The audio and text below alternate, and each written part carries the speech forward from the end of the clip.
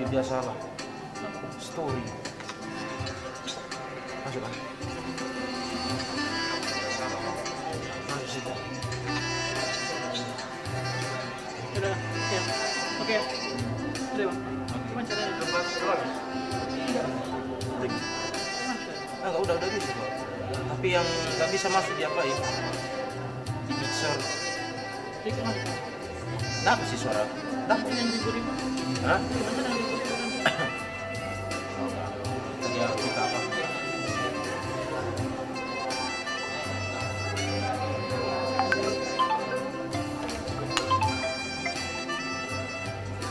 Halo. Udah mulai. Udah, matikan.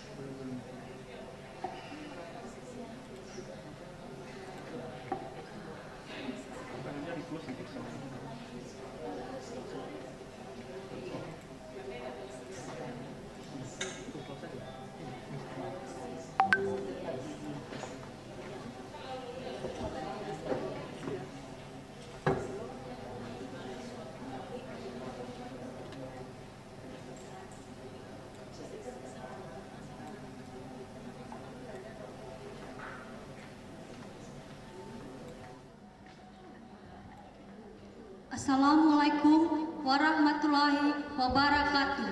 Salam sejahtera bagi kita semua. Ya Hom. Selamat datang kami ucapkan kepada Bapak Ibu peserta webinar kefarmasian dengan tema aspek penilaian apotik berdasarkan PMK nomor 14 tahun 2021 dan Rakerja Ikatan Apoteker Indonesia Pengurus Cabang Kepulauan Nias, Senin 16 Mei 2022 di Ruang Training Center RSUD Dr. M. Thompson Nias.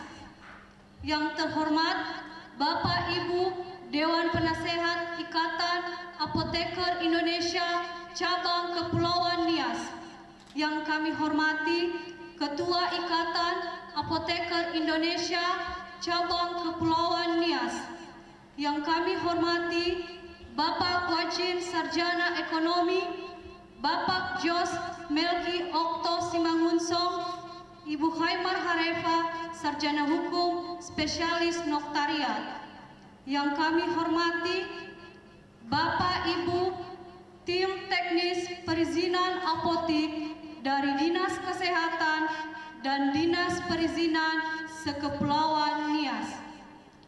Yang kami hormati Bapak Ibu pemilik sarana apotik di Sekepulauan Nias dan rekan-rekan sejawat apoteker yang mengikuti seminar baik secara online dan yang ada di tempat ini. Bapak Ibu yang kami hormati, adapun rangkaian acara pada hari ini. Yang pertama, doa pembuka. 2, menyanyikan lagu Indonesia Raya. 3, menyanyikan lagu Mars Ikatan Apoteker Indonesia.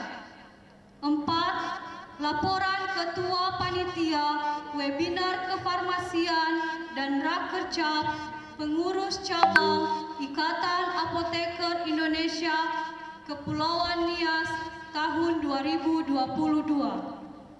5, kata sambutan dari Ketua Pengurus Cabang Ikatan Apoteker Indonesia Kepulauan Nias atau yang mewakili. 6, seminar dan sesi tanya jawab. 7, kata penutup dari Sekretaris Pengurus Cabang Ikatan Apoteker Indonesia Kepulauan Nias. 8, istirahat 9. Rapat kerja Ikatan Apoteker Indonesia Cabang Kepulauan Nias. 10. Bubar. Bapak Ibu yang kami hormati, acara pertama doa pembuka oleh rekan sejawat Apoteker Reni Esther Pertiwi Harefa, Sarjana Farmasi. Kepada Apoteker Reni dipersilahkan.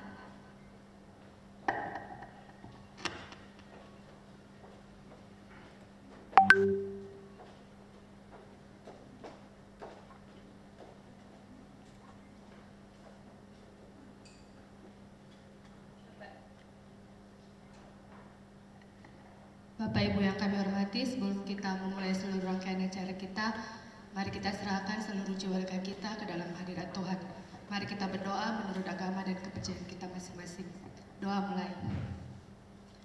Allah Bapa Surgawi, Allah Bapa yang bertata di atas kerajaan surga, terima kasih atas berkat anugerah yang Kau limpahkan dalam hidup kami.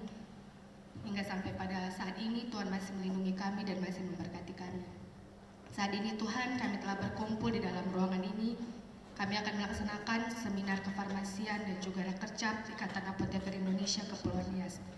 Kami memohon kepada-Mu ya Tuhan, kiranya Tuhan yang campur tangan atas semua rangkaian acara yang akan kami lakukan, mulai dari awal, pertengahan, hingga berakhirnya. Kami juga memohon kepada-Mu ya Tuhan, Engkau yang memberkati para narasumber kami, Engkau juga yang memberkati kami peserta yang akan mengikuti webinar ini, baik secara online maupun secara offline. Kiranya Engkau yang bercampur tangan atas semua kegiatan kami ya Tuhan, sehingga acara kami ini bisa berjalan sesuai dengan kehendak Tuhan yang di atas kerajaan surga. Teman-teman kami, para peserta lainnya yang belum sempat hadir, yang lagi dalam perjalanan, kiranya Tuhan yang memberkati mereka, dan kiranya Tuhan yang selalu menyertai mereka, menyampaikan mereka ke tempat ini dengan penuh keselamatan. Inilah seluruh hidup kami, inilah acara kami, hanya kami serahkan di dalam tangan-Mu. Dalam nama-Mu kami telah berdoa dan ucapkan syukur. Amin.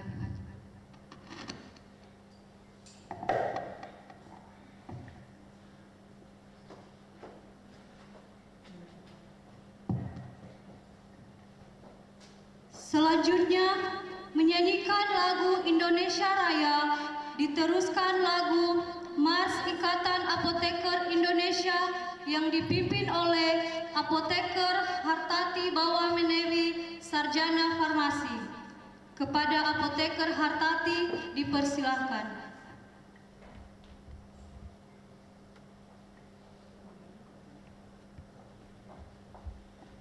Hadirin dimohon berdiri.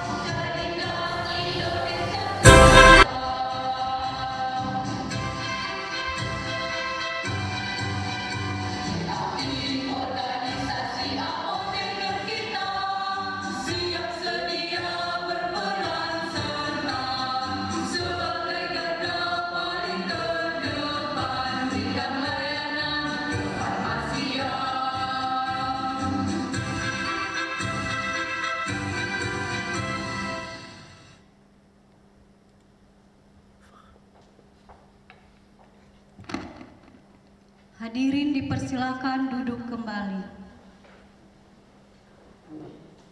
Bapak Ibu yang kami hormati, mari kita dengarkan laporan Ketua Panitia Webinar Kefarmasian dan Rakerca Pengurus Cabang Ikatan Apoteker Indonesia Kepulauan Nias tahun 2022 oleh Apoteker Yuyu Indira Sari Harefa, Sarjana Farmasi. Kepada Apoteker Yuyu dipersilahkan.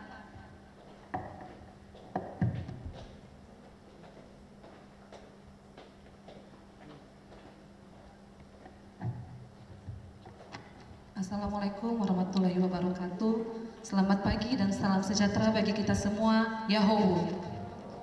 Yang saya hormati Dewan Penasehat Pengurus Cabang Ikatan Apoteker Indonesia Kepulauan Nias, Bapak Ketua Pengurus Cabang Ikatan Apoteker Indonesia Kepulauan Nias, Pengurus Cabang Ikatan Apoteker Indonesia Kepulauan Nias, Bapak Ibu narasumber, Bapak Ibu tim teknis apotik dari Dinas Perizinan dan Kesehatan, Bapak Ibu pemilik sarana apotik, serta seluruh sejawat apoteker Kepulauan Nias, sejawat peserta webinar, dan juga para hadirin peserta seminar yang berbahagia. Pertama-tama, mari kita mengucap puji dan syukur kepada Tuhan Yang Maha Esa yang telah memberikan kita nikmat kesehatan dan kesempatan sehingga pada hari ini kita bersama-sama di tempat ini untuk melaksanakan seminar dan rapat kerja cabang Ikatan Apoteker Indonesia Kepulauan Nias. Bapak, Ibu, dan sejawat yang berbahagia, kegiatan seminar dan rekarca pada hari ini diharapkan dapat menjadi forum pertemuan antara apoteker, pemilik sarana apotik, calon pemilik sarana apotik, dan instansi pemerintah terkait. Seminar dan rapat kerja cabang hari ini diselenggarakan dengan tujuan untuk: yang pertama, seminar ini bertujuan untuk memfasilitasi dan memberikan informasi terbaru terhadap sejawat pemilik sarana apotik maupun calon pemilik sarana apotik yang hendak melanjutkan atau membuka apotik di wilayah Kepulauan Nias sesuai dengan regulasi terbaru, yaitu berdasarkan PMK nomor 14 tahun 2021. Yang kedua, menjaring informasi dan pengetahuan berbagai pihak berkenan dengan aspek hukum dan perpajakan yang berhubungan dengan pendirian dan penyelenggaraan apotik. Ketiga, rapat kerja cabang yang diselenggarakan hari ini bertujuan sebagai bahan evaluasi dan optimalisasi beberapa program kerja dan kegiatan yang akan dilakukan oleh pengurus cabang Ikatan Apoteker Indonesia Kepulauan Nias periode 2022-2026. Materi seminar pada hari ini terdiri dari 3 materi, yaitu yang pertama, mekanisme pengurusan izin apotik berdasarkan PMK nomor 14 tahun 2021 yang disampaikan oleh Dinas Penanaman Modal dan Pelayanan Terpadu Satu Pintu Kota Gunung Sitoli. Materi kedua, aspek perpajakan dalam penyelenggaraan apotik oleh Kantor Pelayanan Penyuluh dan Konsultasi Perpajakan Kota Gunung Sitoli. Ketiga, aspek hukum perjanjian kerjasama dalam pendirian apotik oleh notaris. Peserta yang sudah mendaftar dalam seminar ini 102 orang yang berasal dari apoteker sekepulauan Nias, apoteker di luar Kepulauan Nias, pemilik sarana apotik, dan masyarakat umum. Seminar ini juga diadakan live via YouTube PCIAI Kepulauan Nias untuk peserta yang tidak dapat hadir langsung bersama kita di tempat ini. Hadirin yang berbahagia, mengakhiri laporan ini saya mengucapkan terima kasih kepada rekan-rekan panitia yang telah bekerja keras untuk mempersiapkan seminar dan rakerca ini dengan sebaik-baiknya. Namun demikian, saya mohon maaf apabila dalam pelaksanaan seminar ini masih ada hal-hal yang kurang berkenan bagi Bapak dan Ibu. Akhirnya kepada para peserta seminar saya ucapkan selamat berseminar dengan harapan semoga seminar ini mampu menghasilkan informasi yang bermanfaat. Ya Allah.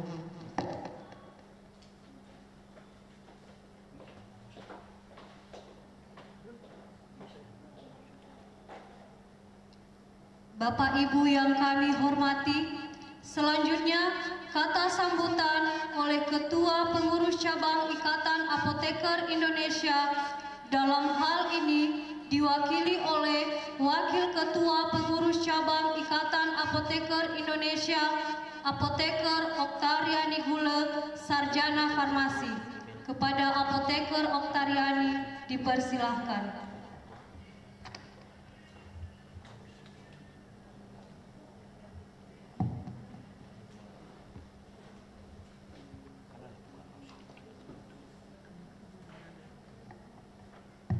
Baik, terima kasih kesempatan yang diberikan kepada saya. Yang saya hormati narasumber dari Dinas Penanaman Modal dan Pelayanan Terpadu Satu Pintu, dari Kantor Pelayanan Penyuluh dan Konsultasi Perpajakan Kota Gunung Sitoli, Pengurus Daerah Ikatan Notaris Indonesia Kepulauan Nias, tim teknis dari Dinas Kesehatan dan Dinas Penanaman Modal dan Pelayanan Terpadu Satu Pintu dari seluruh Kepulauan Nias, para pemilik sarana apotik yang berkenan hadir, Dewan Penasehat IAI, pengurus cabang Kepulauan Nias dan seluruh pengurus, panitia penyelenggara webinar kefarmasian dan Rakercap IAI pengurus cabang Kepulauan Nias pada hari ini, seluruh peserta webinar, baik yang berada di ruangan ini bersama-sama dengan kita maupun yang mengikuti secara online. Salam sejahtera buat kita semuanya. Ya aho. Seperti yang sudah disampaikan oleh Ketua Panitia tadi bahwa ada 3 aspek yang akan kita bicarakan, kita kupas pada hari ini terkait dengan Permenkes nomor 14 tahun 2021 tentang standar kegiatan usaha dan produk pada pelayanan perizinan berusaha berbasis risiko sektor kesehatan. Mungkin yang menjadi inti dari pembahasan kita di sini adalah terkait dengan perizinan apotik, di mana apotik diselenggarakan oleh pelaku usaha perseorangan dan non perseorangan. Pelaku usaha perseorangan dalam hal ini adalah apoteker. Mungkin dalam hal ini tidak banyak kendala di sini ya, tidak juga banyak pertanyaan, tetapi mungkin non perseorangan, penyelenggara apotik non perseorangan yaitu berupa PT, yayasan dan atau koperasi. Nanti mungkin di sini kita perlu membahas banyak hal, sehingga kita juga di sini menghadirkan pemilik sarana apotek supaya kita bisa menyatukan persepsi terkait dengan PMK ini. Mungkin dari sisi perizinan nanti, apa syarat-syarat yang harus disiapkan oleh PSA atau pemilik sarana apotik untuk mendirikan atau membuat suatu PT atau yayasan atau koperasi sehingga memperoleh izin apotik. Kita juga meminta pencerahan dari Dinas Penanaman Modal dan Pelayanan Terpadu Satu Pintu Kota Gunung Sitoli terkait dengan apa itu OSS atau Online Single Submission. Dari notaris mungkin bagaimana, seperti apa bentuk perjanjian kerja antara PSA dan apotik setelah terbitnya PMK 14 2021 ini. Dan dari sisi perpajakan juga kita mengharapkan bagaimana laporan terkait kerjasama antara PSA dan apotik dari sudut pandang PMK 14 2021. Selain itu, dengan adanya PMK 14 2021 ini, ada juga peluang di mana apoteker bisa menjadi pemilik bayangan. Pemilik sarana apoteker tidak mengurus PT atau yayasan, tetapi memanfaatkan apoteker itu sebagai pemilik, seolah-olah sebagai pemilik. Makanya tadi saya katakan ini adalah pemilik bayangan. Nah, mungkin bagi kita apoteker, kita juga perlu mengetahui apa dampak, apa konsekuensi dari kerjasama seperti ini dari sisi notaris, dari perpajakan, juga perizinan. Apa dampak plus minusnya buat kita? Pasti ada minusnya buat kita. Jadi mungkin selama ini kita hanya mendengar ada PMK 2021 tetapi PMK 14 2021 tetapi secara terperincinya apa dampaknya di kita tidak tahu. Mungkin inilah momennya kita untuk bisa mengupas, bisa bertanya, dan bisa berdiskusi nanti mengenai PMK 14 tahun 2021. Di sini juga kita menghadirkan tim teknis dari Dinas Kesehatan dan dari perizinan. Kenapa? Karena untuk pengurusan izin suatu apotek nantinya itu ada tim teknis dari Dinas Kesehatan di dalamnya. Harapan kami adanya seminar ini kita bisa mengetahui bersama seperti apa sebenarnya PMK nomor 14 tahun 2021 itu untuk kita, dampaknya buat kita sebagai apoteker dan pemilik sarana apoteker. Mari kita menyatukan persepsi. Harapan kita jangan peraturan ini kita terapkan hanya di satu kabupaten kota saja, sementara kabupaten kota yang lain malah mungkin tidak tahu menahu atau hanya setengah-setengah menerapkan. Mari kita mengikuti webinar ini atau seminar ini, kita ikuti bersama supaya pelaksanaan seminar ini bisa bermanfaat untuk kita semua, baik PSA maupun kita para apoteker. Demikian yang bisa kami sampaikan. Atas perhatian kami ucapkan terima kasih. Yahoo.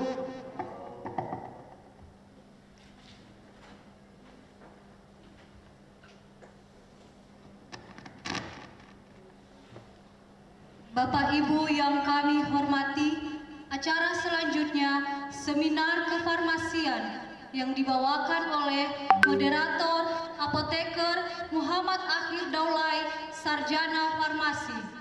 Kepada moderator dipersilahkan.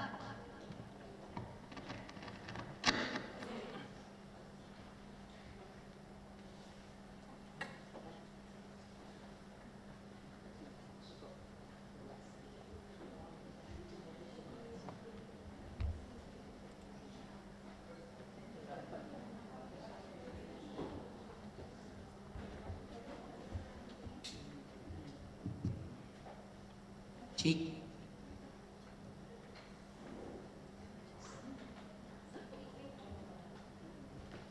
Baik, Assalamualaikum warahmatullahi wabarakatuh. Selamat pagi dan salam sejahtera untuk kita semua. Sebelumnya saya ucapkan terima kasih untuk MC yang telah mempercayakan kepada saya untuk memimpin seminar dan webinar kefarmasian dan rakercap kita hari ini. Jujur hari ini aku sangat excited sekali karena farmasi kembali lagi belajar hari ini. Apoteker itu adalah long life learn, belajar seumur hidup, ya. Jadi kita apoteker yang sudah mendedikasikan dirinya untuk bekerja dimanapun, tapi harus siap mengupgrade ilmunya kembali, ya. Jadi tak kenal makanya tak sayang. Ini profil pribadi saya. Saya apoteker Muhammad Akhir Daulay, sarjana farmasi. Saya lahir di Padang Lawas 29 Oktober 92. Ya, jadi pendidikan dari Universitas Sumatera Utara. Pekerjaan terakhir ASN di Kabupaten Nias, di rumah sakit ini juga RSUD Dr. M.T. Thompson dari 2019 sampai dengan sekarang.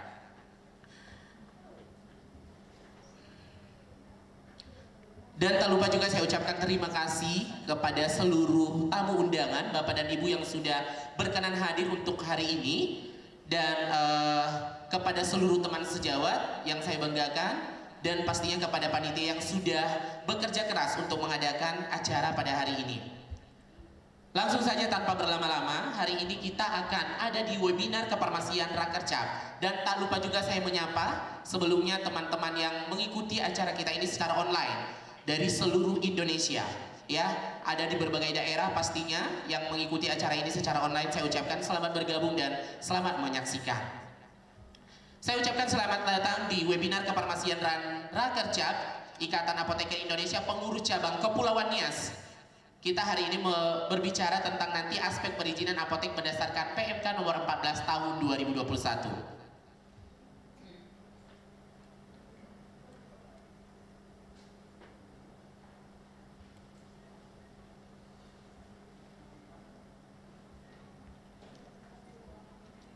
Sedikit berbicara tentang materi yang akan kita sajikan hari ini. Apotek dan apoteker adalah bagaikan buah dan bijinya, memiliki hubungan yang sangat dekat. Hal ini sangat terlihat jelas dari dokumen perizinan apotek berupa surat izin apotek atau SIA yang didefinisikan sebagai bukti tertulis sebagai izin kepada apoteker untuk menyelenggarakan apotek. Definisi surat izin apotek seperti diutarakan di atas adalah definisi yang selalu digunakan oleh regulasi terkait perizinan apotek di Indonesia sampai dengan terakhir dalam Peraturan Menteri Kesehatan Nomor 26 Tahun 2018 tentang pelayanan perizinan berusaha terintegrasi secara elektronik. Sektor kesehatan sebagai aturan teknis pelaksanaan Peraturan Pemerintah Nomor 24 Tahun 2018 tentang pelayanan perizinan terintegrasi secara elektronik. Secara teknis pelaksanaannya, proses perizinannya menggunakan aplikasi OSS versi 1.1 yang telah dihentikan penggunaannya pada 30 Juli 2021.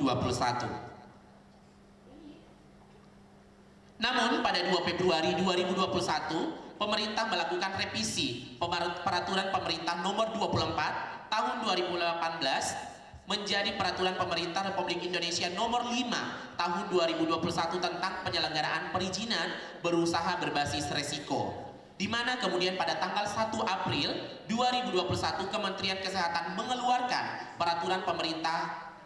Peraturan Menteri Kesehatan Republik Indonesia Nomor 14 Tahun 2021 tentang standar kegiatan usaha dan produk pada penyelenggaraan perizinan berusaha berbasis resiko sektor kesehatan sebagai aturan teknis untuk melaksanakan PP nomor 5 tahun 2021 di sektor kesehatan. Inilah yang akan menjadi materi kita hari ini. Apa saja yang berubah di dalamnya nanti, tugas dan fungsi, tugas dan tanggung jawab kita apoteker berubah atau tidak, itulah yang akan kita bahas hari ini. Ada beberapa poin perubahan ya di dalam undang-undang yang terbaru, Peraturan Menteri Kesehatan Nomor 14 Tahun 2021, tapi posisi kita sebagai apoteker berubah atau tidak, itu nanti akan kita jawab bersama. Dan hari ini pastinya kita undang, saya yakin orang-orang yang berkompeten di bidangnya terkait dengan perizinan, bagaimana dengan seorang yang dulunya PSA boleh buka apotek bekerjasama dengan apoteker dengan adanya akta notaris perjanjian kerjasama, tapi dengan PMK nomor 14 yang baru tahun 2021 ini bagaimana? Apakah masih PSA pemilik sarana apotek atau bagaimana, apotekernya kah langsung yang menjadi pemilik apotek, atau bolehkah PSA yang tidak bergelar sebagai seorang apoteker membuka apotek secara langsung atau bagaimana? Inilah yang akan menjadi pembahasan kita hari ini. Sepertinya cukup menarik ya, karena ini masih baru, masih hangat dan akan kita upgrade. Sedikit informasi untuk di Kepulauan Nias, Kota Gunung Sitoli, Kabupaten Nias Barat dan Nias Selatan telah melaksanakan ataupun telah membuat sesuai dengan aturan yang berlaku, yaitu PMK nomor 14 tahun 2021. Untuk Nias Utara kita belum dapat konfirmasi, masih dalam proses konfirmasi apakah sudah menggunakan SOP yang terbaru atau aturan yang terbaru atau masih menggunakan yang lama. Itu yang kami dapatkan informasi sejauh ini. Tanpa berlama-lama langsung saja saya mengundang narasumber kita hari ini.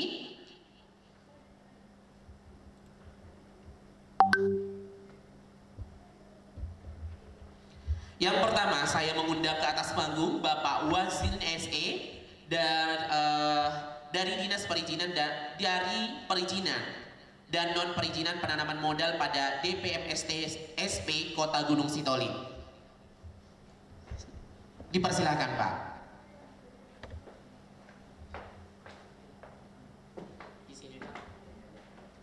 Oke,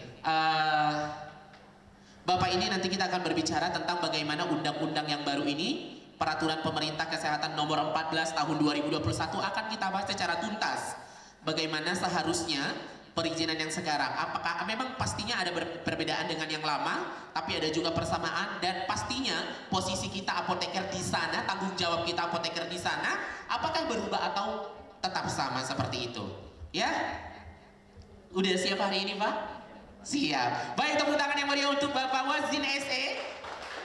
Oke, selanjutnya saya mengundang untuk narasumber yang kedua, Bapak Jos Melki Okto, ya, dari Pelaksana KP2KP Kota Gunung Sitoli. Dipersilakan Bang. Saya manggilnya Abang karena nampaknya masih muda supaya lebih dekat, lebih akrab seperti itu.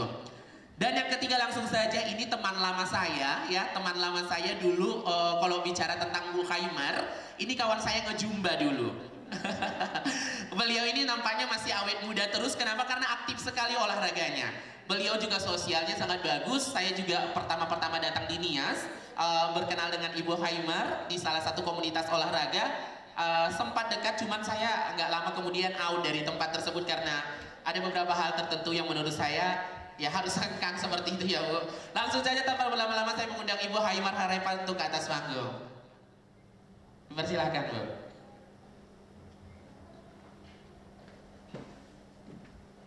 Oke, ini profil dari Ibu Haimar Harepa ya. Beliau apa namanya? Notaris ya.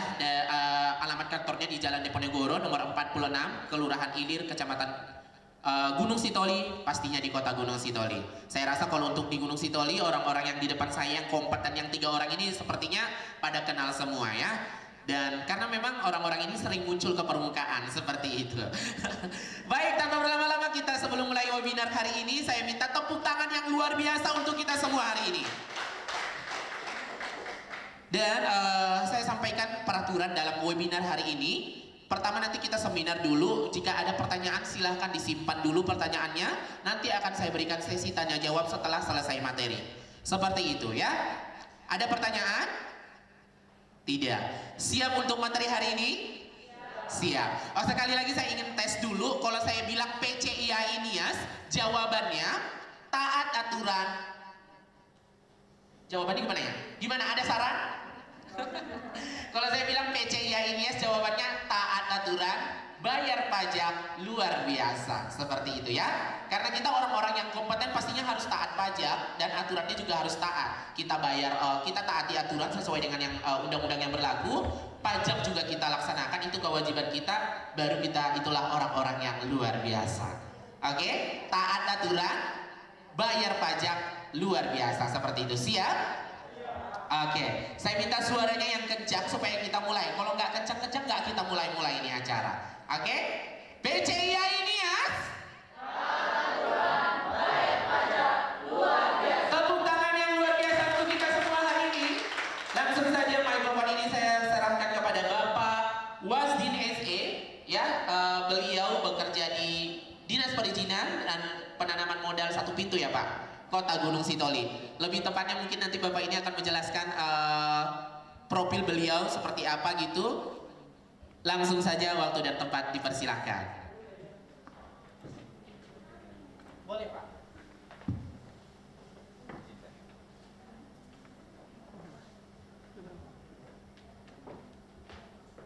Baik, kami akan sapa kita semua. Assalamualaikum warahmatullahi wabarakatuh. Salam sejahtera bagi kita semua. Om Santi Santi Om, salam kebajikan. Ya Ahobu. Kurang semangat sepertinya. Ya Ahobu. Terima kasih. Yang kami hormati Ibu Dewan Pembina dari Ikatan Apoteker Indonesia, pengurus apoteker Ikatan Apoteker Indonesia Kepulauan Nias. Kakak kami narasumber di sini, Bu Haimar, rekan Jos dan Perjakan, dan seluruh Bapak Ibu peserta webinar kefarmasian dan rakercap pada hari ini. Pertama sekali kita mengucapkan syukur kepada Tuhan Yang Maha Kuasa di mana pada saat ini kita dalam keadaan sehat dan kita bertemu dalam kegiatan webinar kefarmasian dan rakercap pada saat ini. Perlu kami sampaikan seperti kata moderator kita yang sudah MC kondang ya, Pak Akhir ini ya. Kami akan memperkenalkan diri. Nama kami lengkapnya Wajidin Telombanua SI. Keseharian kami sebagai Kepala Seksi Perizinan dan Non-Perizinan di Dinas Penanaman Modal Pelayanan Terpadu Satu Pintu Kota Gunung Sitoli. Dan saat ini kami sudah berkeluarga dan sudah memiliki baru 5 orang anak, 3 orang putri dan 2 orang putra. Bapak yang di depan senyum-senyum katanya, mantap katanya. Baik, pada saat ini sesuai dengan yang disampaikan sebelumnya, kami dari Dinas Penanaman Modal Pelayanan Terpadu Satu Pintu akan menyampaikan materi tentang perizinan apotik berdasarkan Peraturan Menteri Kesehatan Nomor 14 Tahun 2021. Namun lebih jelasnya kami juga di sini akan membatasi diri, terutama kita lebih membawakan nanti orientasinya ke perizinannya, karena kami di sini juga bagiannya di bagian perizinannya, dan perizinan ini tentunya nanti tidak akan lepas dengan dasarnya dari Peraturan Menteri Kesehatan Nomor 14 Tahun 2021. Yang pertama, sistem untuk perizinan semua usaha yang ada di Indonesia sudah menjadi perizinannya sistem sudah terpusat yang istilahnya sekarang OSS atau Online Single Submission. Nah, OSS ini adalah usaha yang dilakukan sistem pelayanan perizinan berusaha yang khususnya berbasis risiko atau Online Single Submission Risk Based Approach OSS RBA. Ini yang terakhir dulu yang kita pakai di Indonesia. Perizinan berusaha berbasis risiko ini merupakan legalitas yang diberikan kepada pelaku usaha untuk memulai dan menjalankan usaha serta kegiatan berdasarkan tingkat potensi terjadinya cedera atau kerugian dari suatu bahaya atau kombinasi dari kemungkinan dan akibat bahaya. Nah, ini menjadi dasar nanti penetapan risikonya apa? Risiko ringan, risiko menengah, menengah tinggi, ataupun tinggi. Nah, kita nanti lihat apotek ini masuk dalam risiko rendah atau kecil, rendah, menengah atau tinggi. Ini berdasarkan Peraturan Pemerintah Nomor 5 Tahun 2021 tentang penyelenggaraan pelayanan perizinan berdasarkan risiko. Nah, selanjutnya definisi perizinan berusaha berbasis risiko. Perizinan berusaha legalitas yang diberikan kepada pelaku usaha untuk memulai dan menjalankan kegiatan usaha. Nah, legalitas itu perizinan yang berusaha mencakup satu perizinan berbasis risiko yang penerbitannya hanya NIB nomor induk berusaha. Selanjutnya sertifikat standar SS dan izin, ada 3. Nah, yang kedua perizinan berusaha untuk menunjang kegiatan usaha atau UMKU ya. Selanjutnya perizinan berusaha berbasis risiko. Perizinan berusaha berdasarkan tingkat risiko kegiatan usaha seperti yang kita jelaskan sebelumnya, risiko rendah, menengah, dan tinggi. Pelaku usaha adalah orang perorangan atau badan usaha yang melakukan kegiatan usaha pada bidang tertentu. Nah, tadi untuk NIB itu merupakan bukti registrasi pendaftaran pelaku usaha untuk melakukan kegiatan usaha dan sebagai identitas bagi pelaku usaha. Maka kita butuh, itulah kalau di KTP ada NIK, kalau untuk pelaku usaha ada NIB. Sertifikat standar itu merupakan perizinan berusaha berupa pernyataan atau bukti pemenuhan standar pelaksanaan kegiatan usaha. Dan izin adalah persetujuan pemerintah pusat ataupun daerah dalam pelaksanaan kegiatan usaha yang wajib dipenuhi oleh pelaku usaha. Selanjutnya, dasar hukum. Nah, kita berbicara untuk dasar hukum. Dasar hukum penyelenggaraan perizinan berusaha berbasis risiko ada Peraturan Pemerintah Nomor 5 Tahun 2021, ada nomor 16. Di sini tidak tidak kami jelaskan lagi karena ini hanya khusus untuk apotik saja, untuk apotik. Tetapi perlu kita ingat, ini peraturannya didasarkan pada undang-undang, ya, undang-undang Cipta Kerja, ya. Ini undang-undang nomor 11 tahun 2020, baru peraturan pemerintah yang keduanya, baru ketiganya peraturan presiden, baru keempat permen. Nah, disinilah letaknya tadi PMK nomor 14, dia keempat, baru kelima nanti perban BKPM. Selanjutnya, amanat Undang-Undang Cipta Kerja perizinan berusaha berbasis risiko, pasal 6 Undang-Undang Cipta Kerja, peningkatan ekosistem investasi dan kegiatan berusaha meliputi penerapan perizinan berusaha berbasis risiko, penyederhanaan persyaratan dasar perizinan berusaha. Nah, inilah tujuannya sebenarnya, untuk menyederhanakan izin, penyederhanaan persyaratan perizinan berusaha, penyederhanaan perizinan berusaha sektor, dan penyederhanaan persyaratan investasi. Pasal 7-nya Undang-Undang Cipta Kerja, perizinan berusaha berbasis risiko dilakukan berdasarkan penetapan tingkat risiko dan peringkat skala usaha kegiatan usaha. Jadi yang pertama adalah risiko. Tingkat risiko dari peringkat skala usaha kegiatan ditetapkan menjadi kegiatan usaha berisiko rendah. Kedua, kegiatan usaha berisiko menengah, dan yang ketiga, kegiatan usaha berisiko tinggi. Penyelenggaraan perizinan berusaha berbasis risiko meliputi pengaturan, nah khusus untuk KBLI, Kode Klasifikasi Baku Lapangan Usaha Indonesia. KBLI terdiri dari judul KBLI-nya, ruang lingkup kegiatan, parameter risiko, tingkat risiko, perizinan berusaha, dan jangka waktu. Nah, untuk kegiatan apotik, nah kita di sana KBLI yang kita pakai apa? KBLI yang kita pakai 47721, perdagangan, eceran barang dan obat farmasi untuk manusia di apotik, itu KBLI kita, ya, 47721.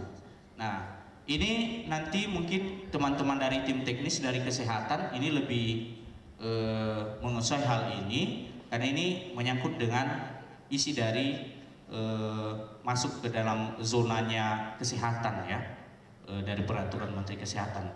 Selanjutnya, persyaratan-persyaratan nanti ada kita bahas, mungkin lebih baik ditanya jawab nanti. Pedoman perizinan juga di sana ada. Nah, standar usahanya juga sudah ada penetapan di dalam PMK, mungkin nanti lebih kita mengena di pembahasan. Lanjutkan, amanat undang-undang perizinan berusaha berbasis risiko sudah. Nah, ini tingkat risikonya, ya, ini sudah dijelaskan. Kriteria risiko itu dilihat dari satu dulu kesehatan, yang kedua aspek keselamatan, ketiga lingkungan.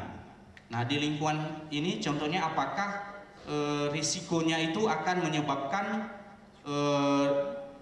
kepada lingkungan dampaknya itu lebih besar. Nanti bisa berupa hanya UKL UPL dia, bisa juga dalam bentuk dokumen ataupun AMDAL disusun sampai bisa menghadirkan konsultan bagian lingkungan dan menyusun dokumen sampai ke laboratorium. Itu kalau tingkat yang mungkin yang tingkat yang lebih tinggi. Dan yang keempatnya, ya, keterbatasan daya, sumber daya.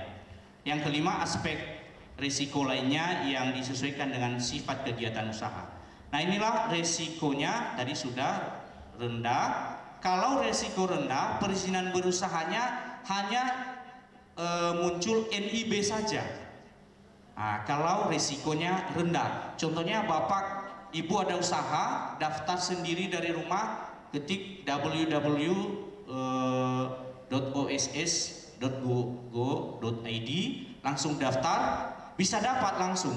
Kalau dia risiko rendah, siapa yang menentukan itu risiko tinggi menengah atau rendah, itu masuk nanti. Ketika kita masuk, nanti dilihat skala usaha kita itu apa. Nanti langsung sistem. Tidak bisa entah ada istilahnya kita, bisa kita atur, kita buatlah yang harusnya tinggi jadi rendah, nggak bisa.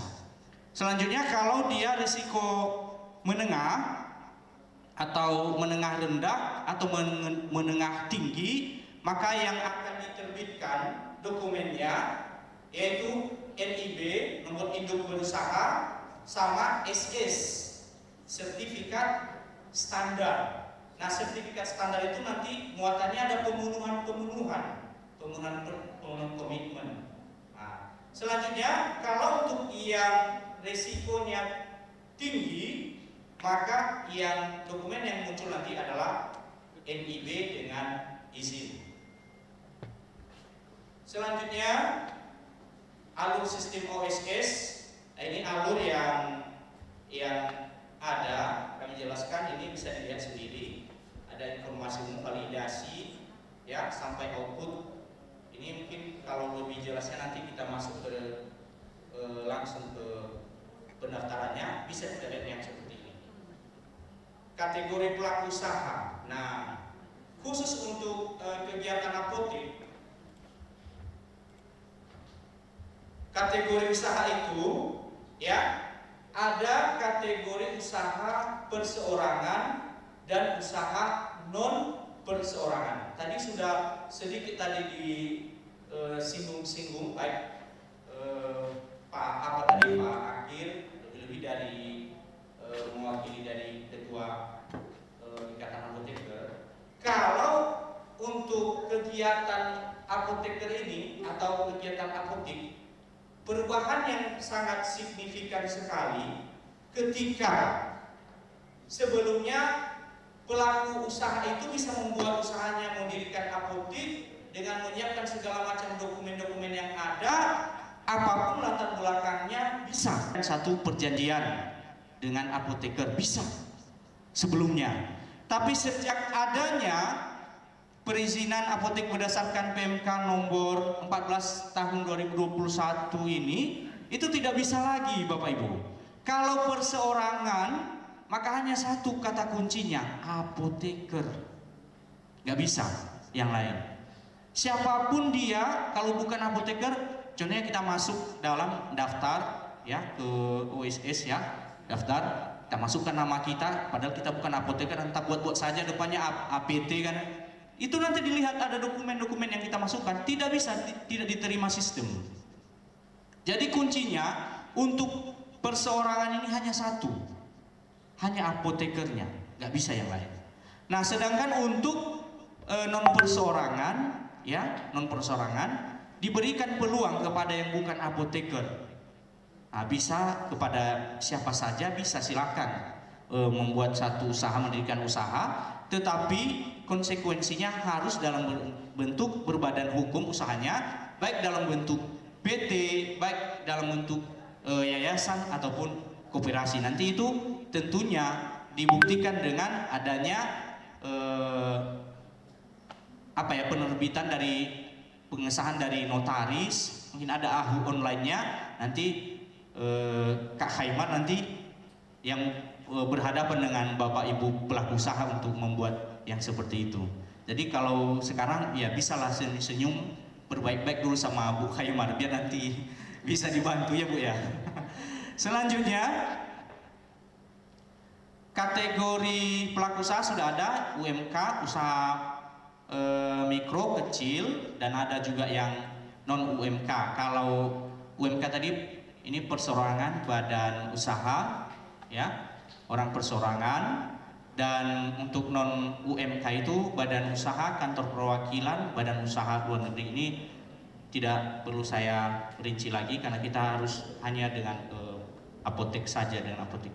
Nah, Bapak Ibu, ketika kita mau mendaftar, kita sekarang mau masuk daftar, sudah sebelumnya kita harus memiliki email, ya, sudah ada email, sudah ada juga username kita, sudah ada, sudah lengkap semua, password kita sudah ada.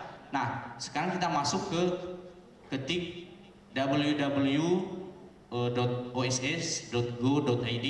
Nah, Nah, muncullah ini nanti. Ini ada dua pilihan yang diberikan kepada kita. Pilih yang UMK, usaha mikro dan kecil, atau pilih yang non UMK. Nah, sekarang kita bingung, kita mau milih yang mana? Nah, tentunya untuk menentukan itu kita lihat usaha kita. Nih, di sini nanti kita lebih jelas. Kalau skala usaha berdasarkan kita lihat investasi dan permodalan, kalau skala usaha UMK di bawah 1 miliar itu skalanya mikro. Di bawah 1 miliar itu mikro. Nah, kalau usahanya dari 1 miliar lebih sampai 5 miliar itu usahanya digolongkan dalam skala kecil, usaha kecil.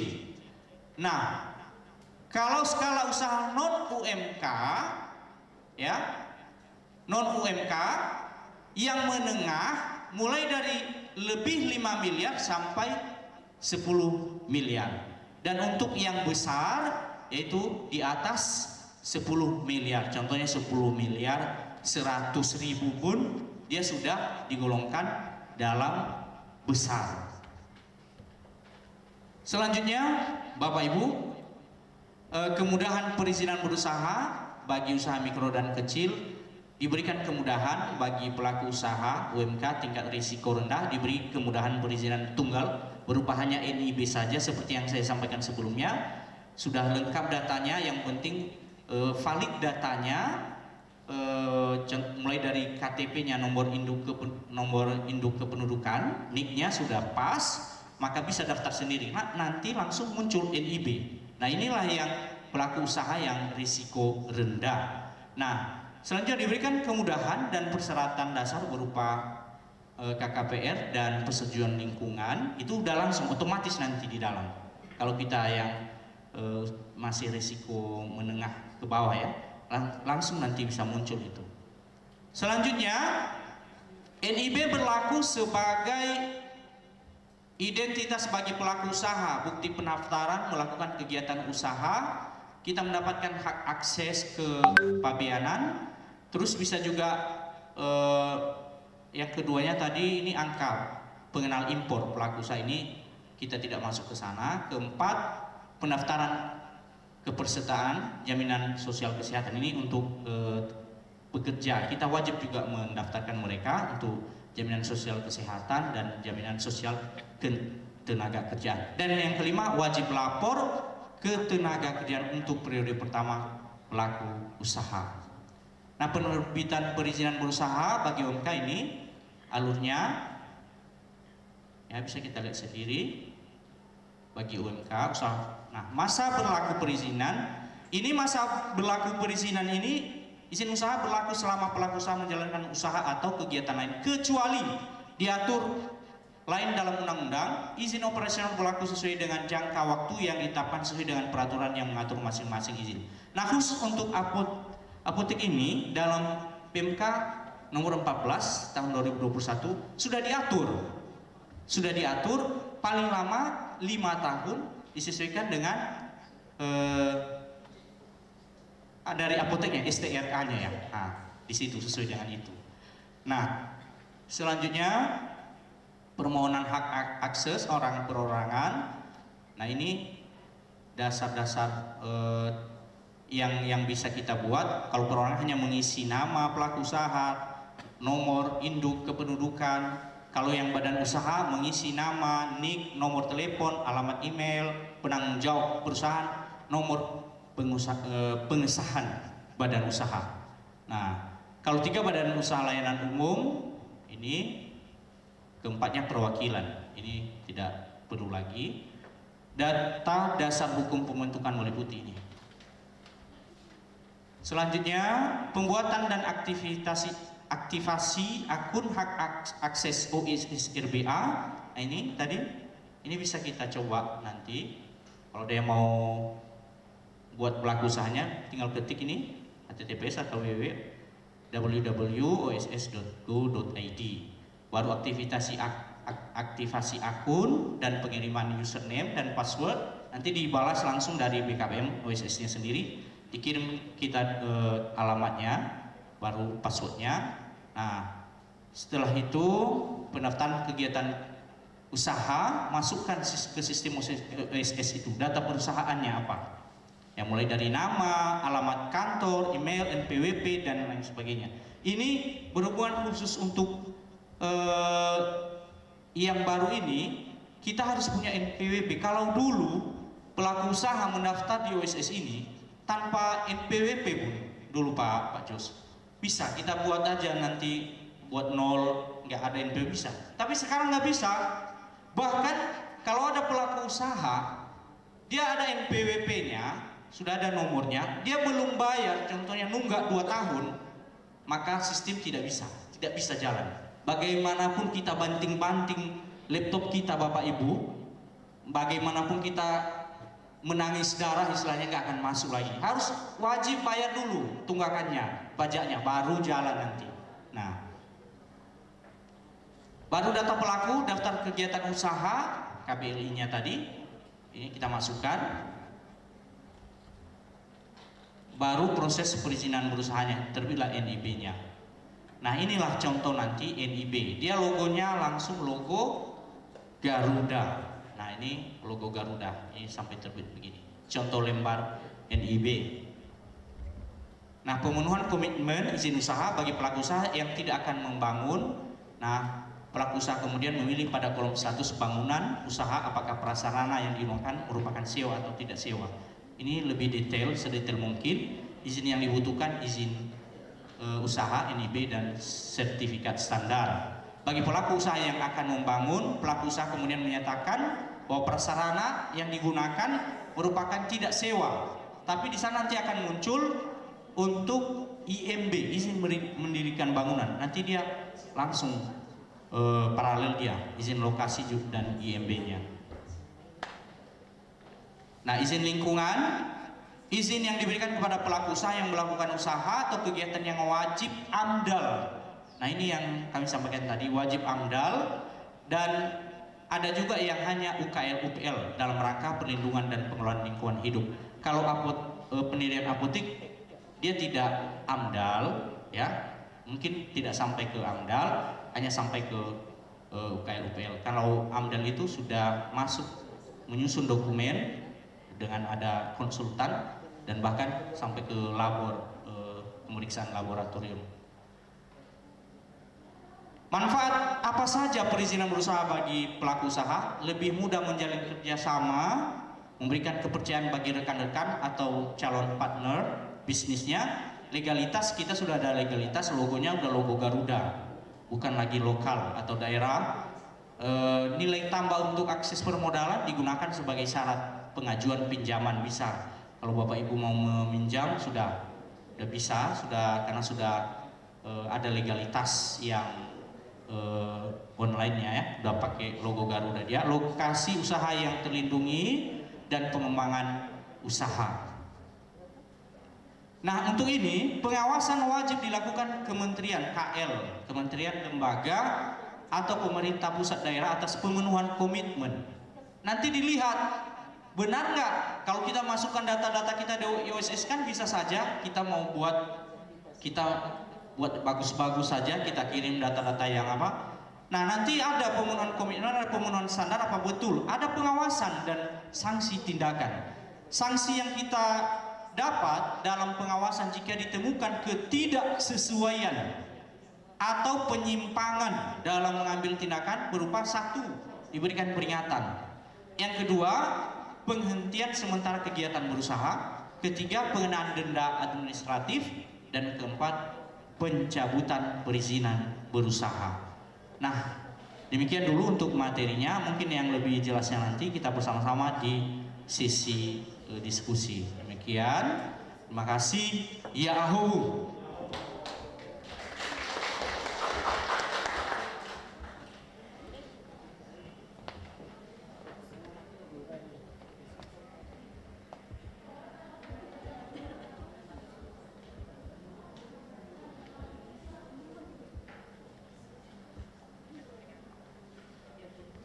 Baik,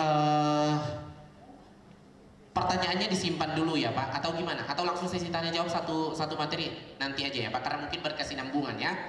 Oke baik, untuk selanjutnya langsung saja tanpa berlama-lama kita masuk ke materi yang kedua, yaitu tentang prospek apotek ini dari segi perpajakannya seperti apa ya. Baik, langsung saja Bang, waktu dan tempat dipersilahkan.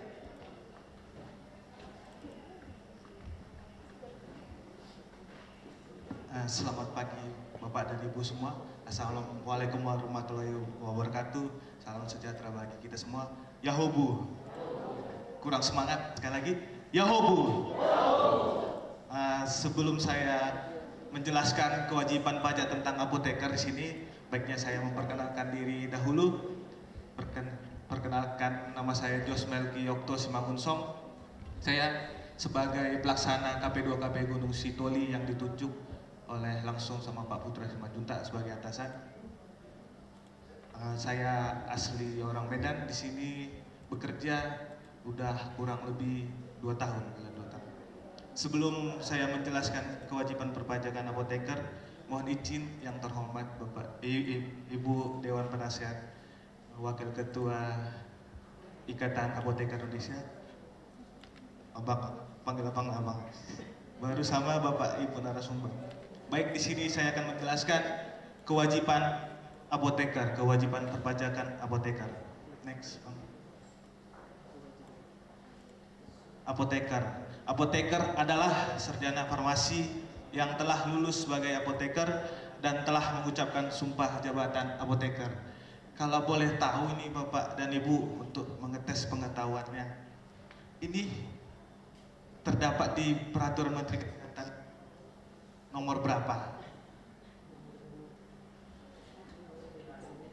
Kan kita semuanya tahulah apoteker itu Permenkes nomor berapa? Ada yang tahu? Abang moderator juga boleh menjawab. Sebenarnya sih kalau dibilang apoteker sarjana farmasi itu di mana-mana banyak ya. Tapi kalau kita buka nanti standar pelayanan kefarmasian di apotek juga ada. Yaitu kalau yang itu nomor 9 tahun 2017 bicara juga tentang rumah sakit juga nanti di sana juga pasti tertuang. Yaitu tentang standar pelayanan kefarmasian di rumah sakit. Kalau nggak salah itu Undang-Undang Peraturan Menteri Kesehatan nomor 17 tahun 2021 ya, 2022 yang terbaru. Oke. Untuk pasal dan ayatnya? Pasal 1 angka 4 Peraturan Menteri Kesehatan. Oke, siap Bang. Oke, next lanjut. Terima kasih Abang moderator. Di sini next lagi Bang. Oke. Di sini apoteker itu saya kurang paham sebenarnya. Di sini yang memeriksa atau yang membuat obat-obatan. Yang pasti obat-obatan itu dapat membantu menyehatkan manusia. Bagaimana cara kita untuk membantu menyehatkan negara? Kita bisa menyehatkan manusia, kita juga bisa menyehatkan negara. Oke, next Bang. Oke. Caranya adalah dengan membayar pajak.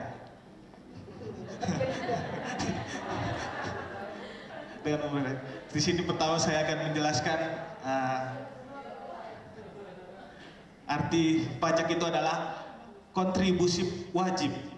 Di situ dihitamkan kontribusi wajib kepada negara yang terutang oleh orang pribadi atau badan yang bersifat memaksa berdasarkan undang-undang dengan tidak mendapatkan imbalan secara langsung dan digunakan untuk keperluan negara bagi sebesar-besarnya kemakmuran rakyat.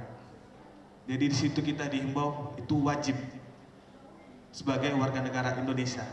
Kalau tidak mau bayar pajak, boleh keluar dari Indonesia. Dan itu kita dan bersifat memaksa ya. Maksudnya di sini bersifat memaksa karena wajib itu. Tapi di sini sistemnya nanti kita akan jelaskan. Di situ ada sistem self assessment.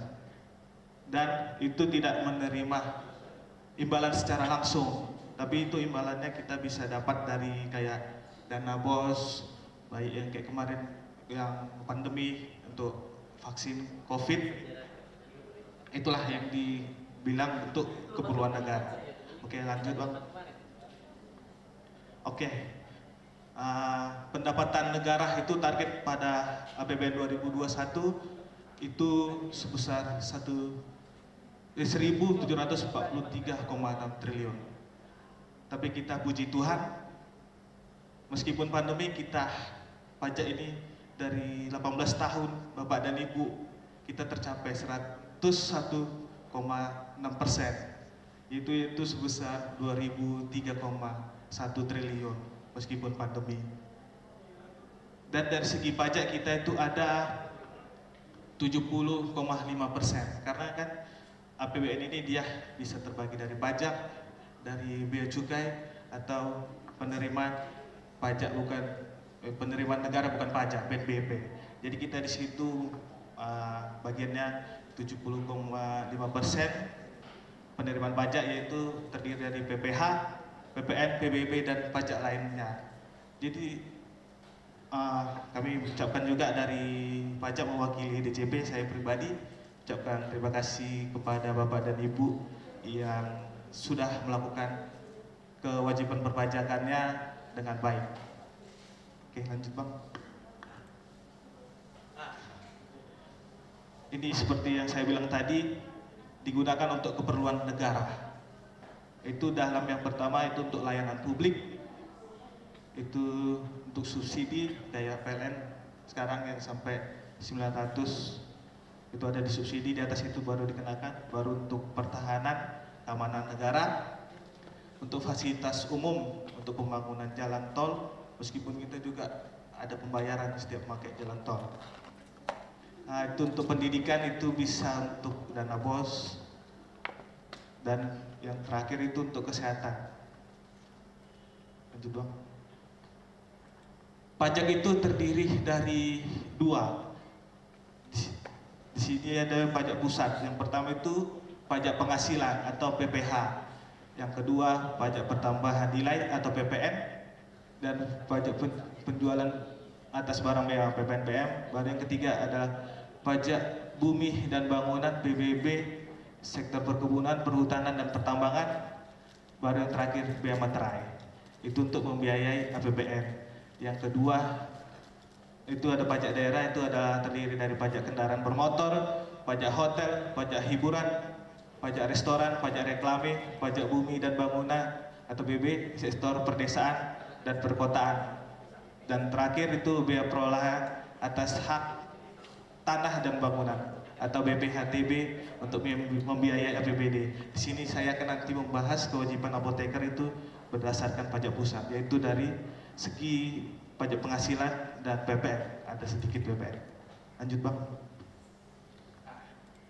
Di sini yang saya bilang tadi, meskipun kita wajib bayar pajak, tapi kita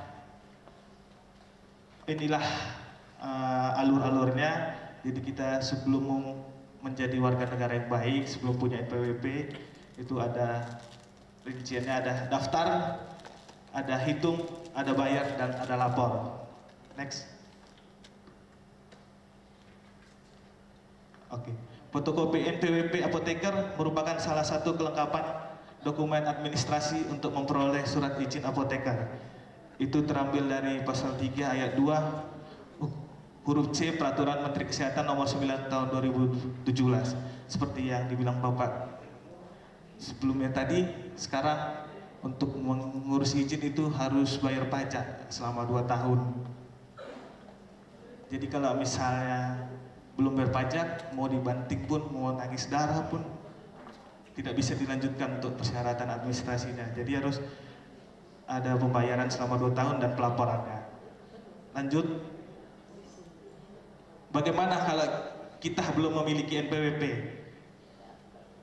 Ayo segera daftarkan diri Anda pada KPP terdekat atau melalui registration pada www.pajak.go.id. Nah, kalau kita sudah mempunyai NPWP, jangan lupa kewajiban Anda untuk menghitung dan membayar serta melaporkan pemberitahuan atau SPT setiap tahun. Kalau untuk orang pribadi itu sampai akhir Maret, 31 Maret 2, dan untuk badan itu sampai akhir April. Yang kedua itu untuk penghitungan pajaknya. Lanjut Bang. Jadi untuk penghitungan pajaknya itu kita terbagi dua, hubungan antara apotek dan dengan apotekernya. Yang pertama itu ada apoteker yang bertindak sebagai apoteker pengelola apotek dan sekaligus pemilik sarana apotek. Yang kedua itu ada apoteker yang bertindak sebagai apoteker pengelola apotek bekerja sama dengan pemilik sarana apotek. Yang di sini dikenakan itu pajak penghasilan itu adalah pertama itu objeknya, tambahan kemampuan ekonomis yang diterima atau diperoleh wajib pajak baik yang berasal dari Indonesia maupun dari luar Indonesia yang dapat dipakai untuk konsumsi dan untuk menambah kekayaan wajib pajak yang bersangkutan dengan nama dan dalam bentuk apapun. Di situ ada tarifnya pasal 17 Undang-Undang PPH dikali dasar pengenaannya dan 0,5% kali omset. Lanjut Bang. Untuk kriteria PP 23 tadi pasal PP 23 tahun 2018 itu ada WP pribadi atau WP badan berbentuk koperasi CV Birmato PT. Yang kedua, menerima penghasilan dari usaha dengan peredaran bruto tidak melebihi 4,8 miliar rupiah dalam 1 tahun. Lanjut Bang. Jadi kalau yang untuk memenuhi itu kan ada yang tadi pasal 17 Undang-Undang PPH Bapak Ibu. Jadi untuk apoteker yang tidak memenuhi kriteria tersebut dikenakan yang pasal 17 yang 0,5% itu dikali omset. Maksudnya yang pasal 17 ini untuk yang apoteker sendiri yang ada kerjasama dengan apotek, jadi dia kayak ada pembagian hasil atau enggak dia yang punya apotek sendiri. Jadi dia pegawai lah istilahnya. Pegawai, jadi dia dikenakan pasal 17 itu. Lanjut Bang.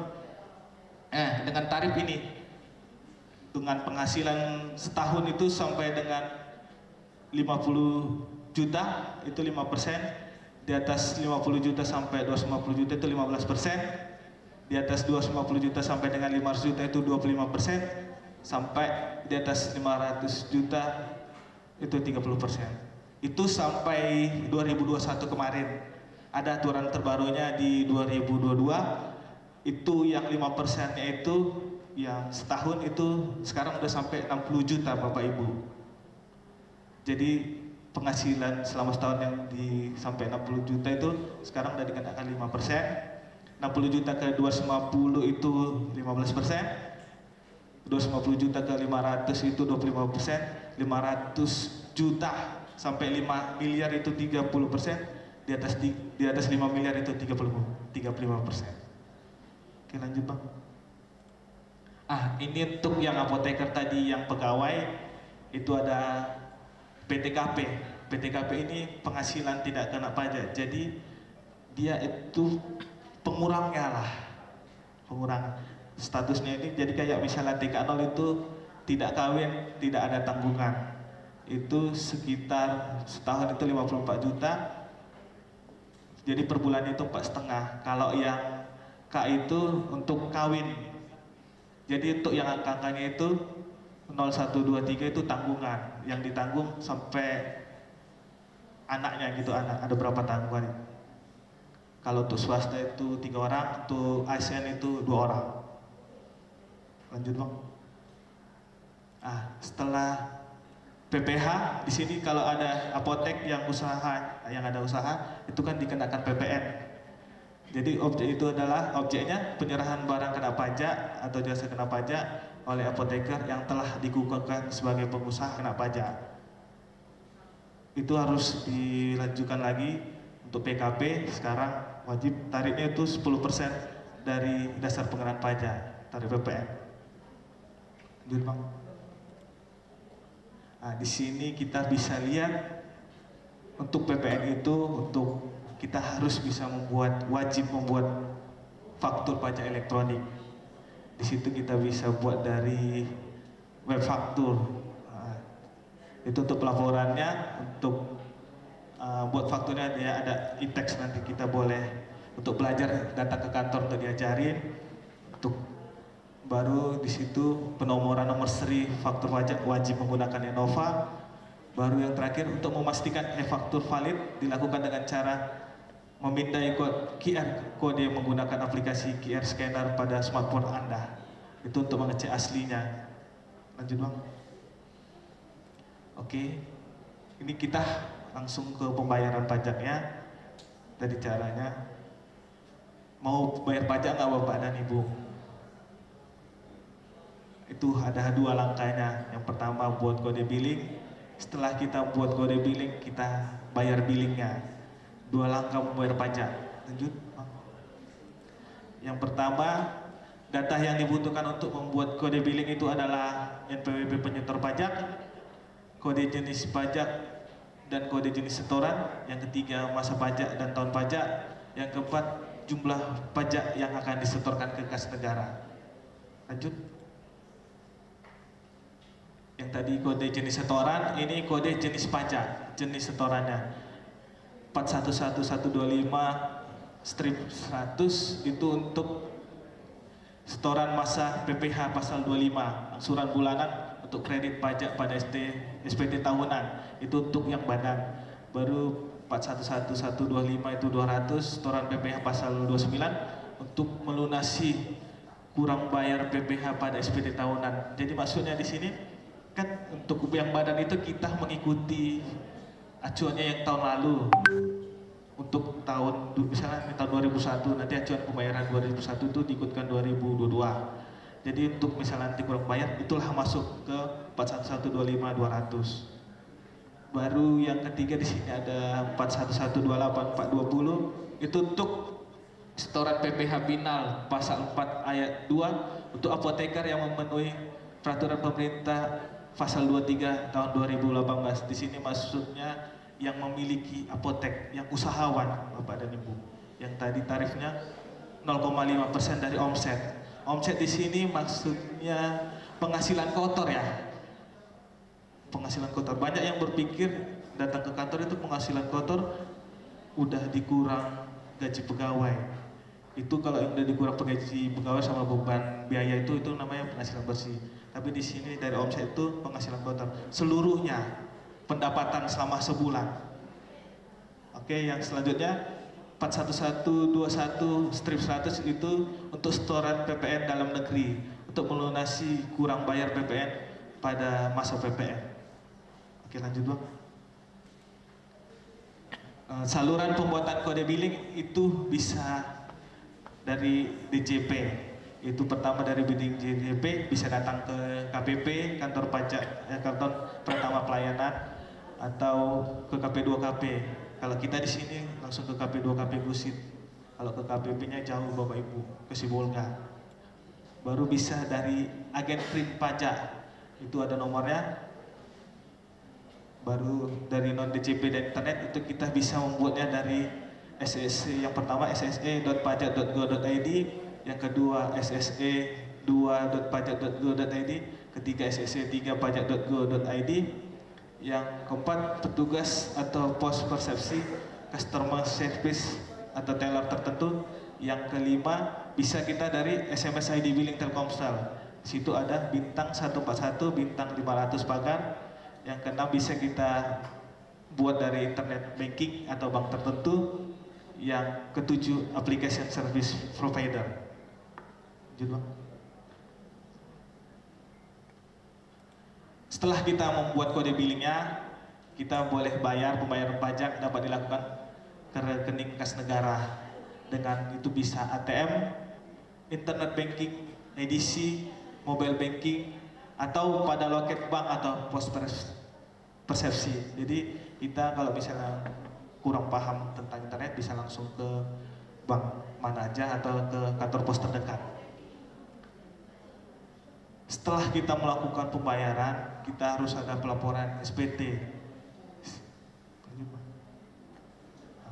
SPT-nya ini untuk PPh. SPT terdiri dari satu halaman induk, itu SPT induk 1770 plus lampiran 1771, 234 dan lampiran lainnya bila ada. Batas pelaporan paling lama 3 bulan setelah akhir tahun pajak. Jadi itu paling lama, jadi batas pelaporan itu yang seperti saya bilang tadi, akhir Maret 3 bulan. Itu dia dimulai dari Januari Februari Maret. Jadi kami di sini ada keluhan juga, diminta untuk Bapak Ibu ke depannya untuk pelaporan PPh itu di awal, karena banyak pas akhir-akhir datang nih Bapak dan Ibu terus nggak terlapor. Di situ kami kayak disalahkan gitu, padahal kan pas akhir-akhir itu misalnya seminggu akhir itu sistemnya error tuh karena full dari seluruh Indonesia. Jadi dimohon untuk kedepannya pelaporan 2023 nanti itu dari Januari kalau bisa. Lanjut. Untuk PPh-nya, untuk laporannya itu bisa melalui web faktur. Tapi untuk web faktur ini kita harus melakukan permohonan dulu, sertifikat elektronik sama untuk diajukan PKP dulu. Itu dari ada website melalui aplikasi faktur. Batas pelaporannya itu akhir bulan masa pajak berikutnya.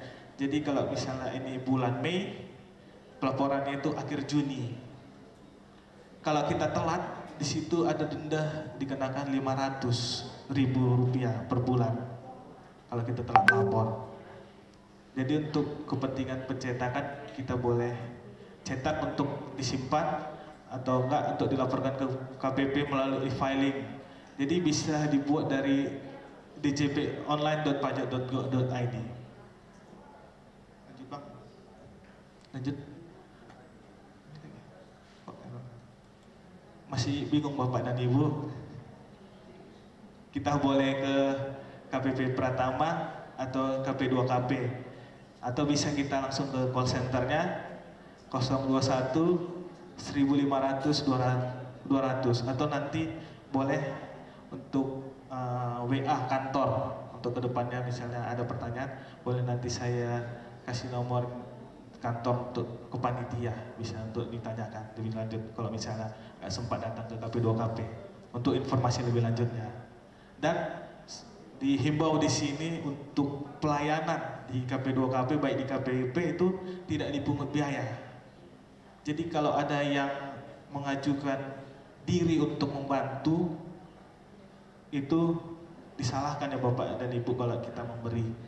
Mending kita langsung aja, langsung ke pegawainya, karena yang biasanya itu yang mengajukan itu honornya gitu. Lanjut Bang.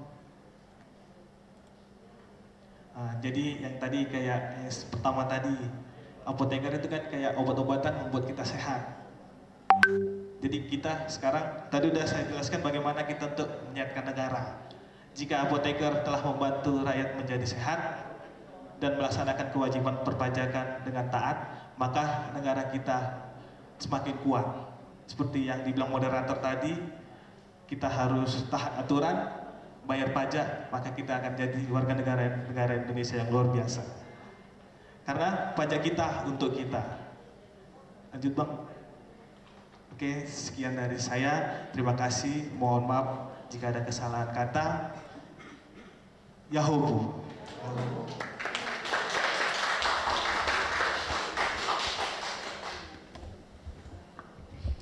Baik, terima kasih kepada Bang Day yang telah memaparkan materi tentang perpajakan ya. Materinya sebenarnya tidak terlalu susah karena orang-orang dari KP2KP tadi Pak.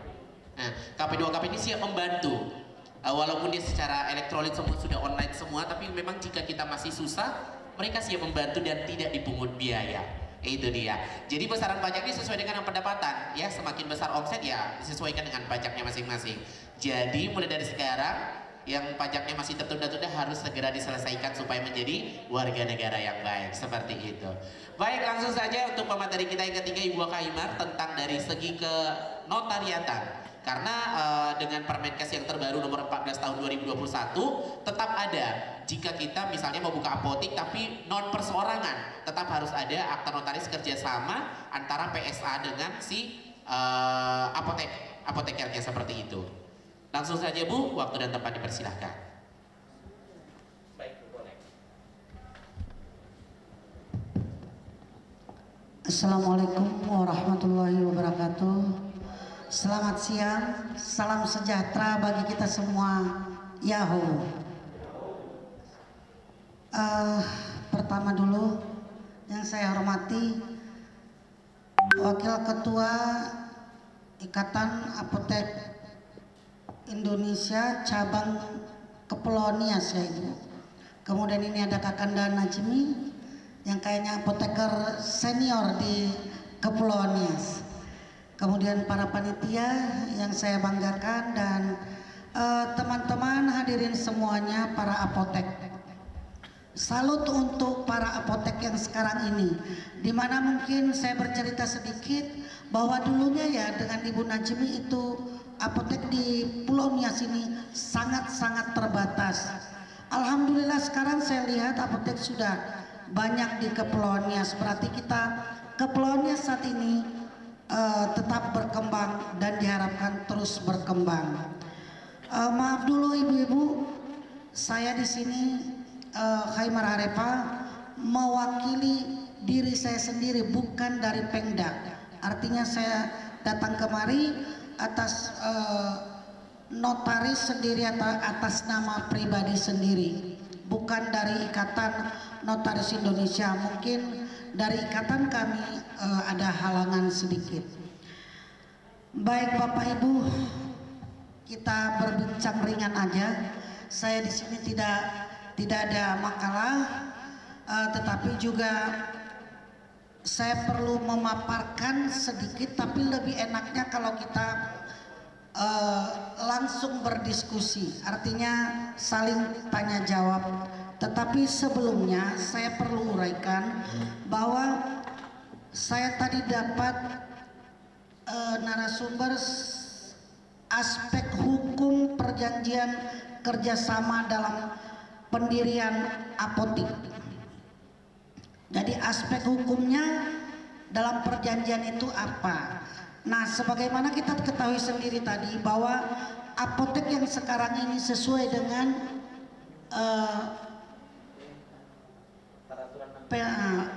Peraturan Menteri Kesehatan nomor 14 tahun 2021 ini terbagi dua, artinya diselenggarakan oleh pelaku usaha perorangan atau non perseorangan. Nah, sebagaimana kita ketahui bahwa itu kalau perseorangan itu tidak ada masalah, ya kan? Artinya sendiri apotek bisa membuka apoteknya sendiri. Jadi untuk ruginya adalah apotek itu sendiri yang tahu, kan begitu. Tetapi adanya notaris di antara perjanjian ini apabila apotek ini dibuka non perseorangan, yaitu dalam bentuk PT, yayasan, dan koperasi. Jadi kita bisa memilih mau kita buka apotek ini dasarnya dari PT, perseroan terbatas, atau yayasan atau koperasi.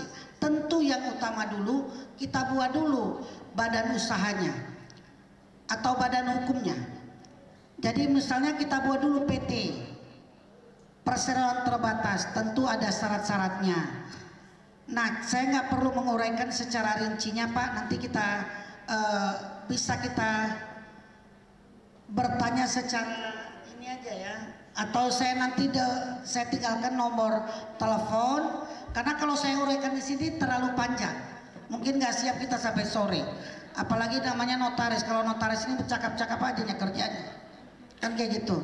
Jadi kayak gitu juga dengan kalau kita buat yayasan atau koperasi. Jadi duluan dulu kita buat badan usahanya atau badan hukumnya, baru kita buat apoteknya.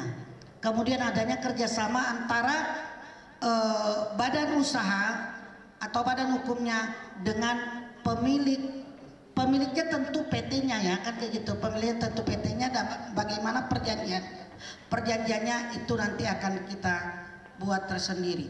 Baik, perlu Bapak ketahui bahwa pengertian daripada perjanjian ini adalah suatu perbuatan dengan mana satu orang atau lebih mengikatkan dirinya terhadap satu orang lain atau lebih, sebagaimana dasar hukum pasal 13 KUH Perdata.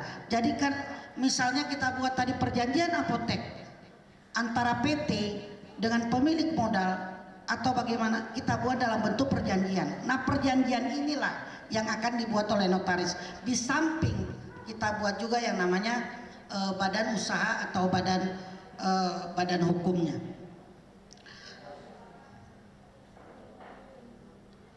Kemudian perjanjian yang dibuat itu, semua perjanjian yang dibuat secara sah berlaku sebagai undang-undang bagi mereka yang membuatnya.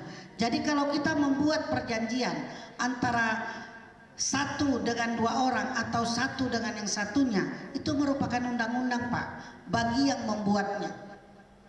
Jadi notaris di sini hanya melegalkan atau mensahkan daripada perjanjian itu, membuat dia dalam satu bentuk yang namanya akte autentik.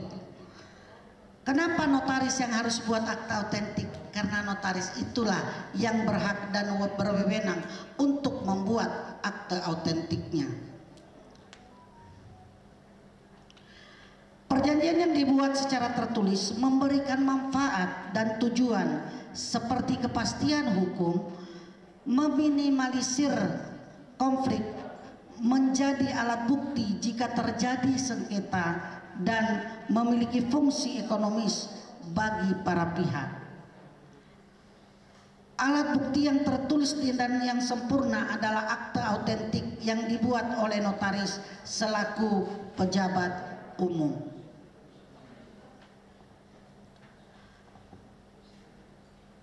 Kemudian Bapak Ibu sekalian, sahnya suatu perjanjian yang dibuat di hadapan notaris apabila memenuhi pasal 1320 KUH Perdata, yaitu sepakat mereka yang mengikatkan diri, kecakapan untuk membuat suatu perikatan, suatu hal tertentu, dan suatu sebab yang halal.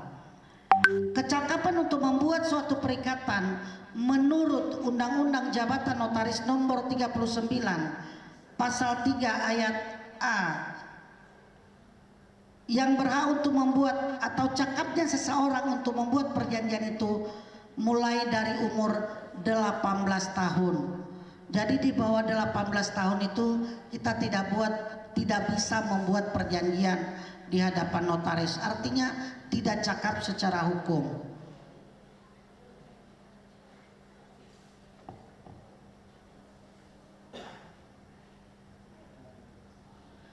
Baik Bapak Ibu sekalian, dalam hal pembuatan apotik menurut PMK nomor 14 tahun 2021 tadi, yang terdiri dari dua bagian perorangan dan non perorangan dan non perorangan. Jadi di non perorangan itu sebetulnya yang harus kita bahas pada hari ini.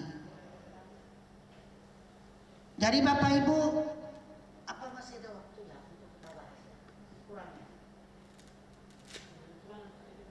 Masih ada waktu. Ya kayak karena waktunya udah sampai setengah 12. Baik, Bapak Ibu bisa nanti memilih. Dalam hal ini kita harus memilih dulu. Pertamanya, ini kita buat dalam bentuk apa? Perseroan terbataskah, kooperasikah, atau yayasan? Jadi kalau dia dalam bentuk PT, perseroan terbatas, itu syarat utamanya dulu adalah Bapak Ibu harus membuat nama PT-nya dulu. Harus membuat dulu nama PT. Kalau misalnya orang Bapak Ibu punya niat mau membuat dalam bentuk PT, berarti buat dulu nama PT-nya. Nama PT harus dibuat dalam 3 suku kata. 3 suku kata. Nah kemudian Bapak Ibu itu tidak bisa menjamin bahwa nama PT yang Ibu berikan itu bisa kita pakai, tidak. Karena kita harus cek. Kita cek dulu nama itu bisa dipakai apa tidak. Nah kemudian harus adanya di situ direktur. Setelah nama tadi ada, berarti PT-nya tadi ada direkturnya, wakil direktur kalau ada, kemudian komisaris, direktur, komisaris. Yang paling urgennya Pak harus ada 2, ada direktur, ada komisaris. Nah kemudian adanya modal dari PT-nya berapa. Kemudian seperti yang diuraikan oleh Pak Wajidin tadi, KBLI-nya. Itu KBLI tadi kalau nggak salah 7 47721 itu KBLI untuk apotek, untuk apotik. Nah, itu kalau hal kita membuat PT. Nah, setelah itu Bapak Ibu, setelah nama sudah oke, sudah ada siapa direksinya atau siapa pengurus daripada PT tersebut, kemudian berapa modal, di mana alamat dari PT-nya, sudah ada modal, dan modal itu harus terdaftar. Paling tidak setengah kita sudah harus ada. Harus kita buka rekening bank atas nama PT, bahwa modal itu bukan modal abstrak. Sekarang tidak ada modal abstrak, harus ada modal kita. Nah, setelah itu kita keluarkan PT-nya, kemudian diurus NPWP, baru kemudian kita daftarkan ke Kemenkumham. Untuk selanjutnya setelah itu keluar baru yang namanya OSS kita urus. Itu bisa orang Bapak Ibu mengurus langsung tanpa melalui notaris, dan bisa juga langsung ke Pak Wajidin ya, bisa ya langsung ya ke Badan Satu Pintu, pelayanan terpadu. Nah, demikian juga dengan koperasi atau yayasan. Nah, bedanya itu yayasan dengan PT. Kalau PT itu bisa yang namanya orangnya langsung, tetapi kalau yayasan tidak bisa. Yayasan itu kan milik bersama. Jadi nanti perbedaan secara detailnya nanti Bapak Ibu bisa Bapak Ibu hubungi saya. Saya akan titipkan nomor telepon ke panitia, supaya bagi siapa yang mau membuat atau masih ragu-ragu, saya mau buat apa ini ya, mau buat PT kah, mau buat yayasan kah, mau buat koperasi kah. Jadi yang masih ragu-ragu silakan Bu, welcome. Kantor kami terbuka untuk Bapak Ibu. Bagi siapa juga yang tidak sempat untuk datang, kita bisa melalui telepon. Sekedar itu yang dapat kami uraikan, walaupun serba singkat, tetapi nanti lebih detailnya kita di sesi tanya jawab. Demikian, Assalamualaikum warahmatullahi wabarakatuh. Iyahum. Baik, terima kasih kepada seluruh narasumber yang sudah memaparkan materinya hari ini. Mulai dari tadi perizinan, baru masuk ke perpajakan, dari segi kenotariatan juga seperti apa. Baik, langsung saja kita masuk ke sesi tanya jawab ataupun diskusi. Kepada Bapak dan Ibu, kepada seluruh teman sejawat yang ada pertanyaan, dipersilahkan. Oke, baik. Di sesi pertama saya buka untuk 3 penanya dulu, ya, 3 penanya dulu biar rapi, baru nanti kita lanjut di sesi kedua. Panitia bisa dibantu.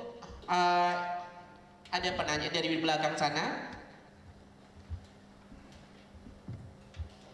Untuk aturan main pertanyaannya, perkenalkan diri dulu, baru lanjutkan dengan pertanyaannya. Dipersilahkan, Kak.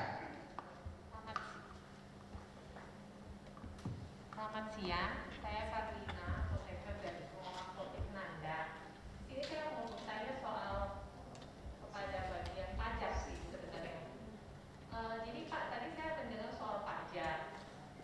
Selama ini saya pernah dulu punya NPWP di mana saya buka sebuah apotek, tetapi apotek itu setelah saya tutup, dan NPWP itu saya gunakan untuk apotek saya.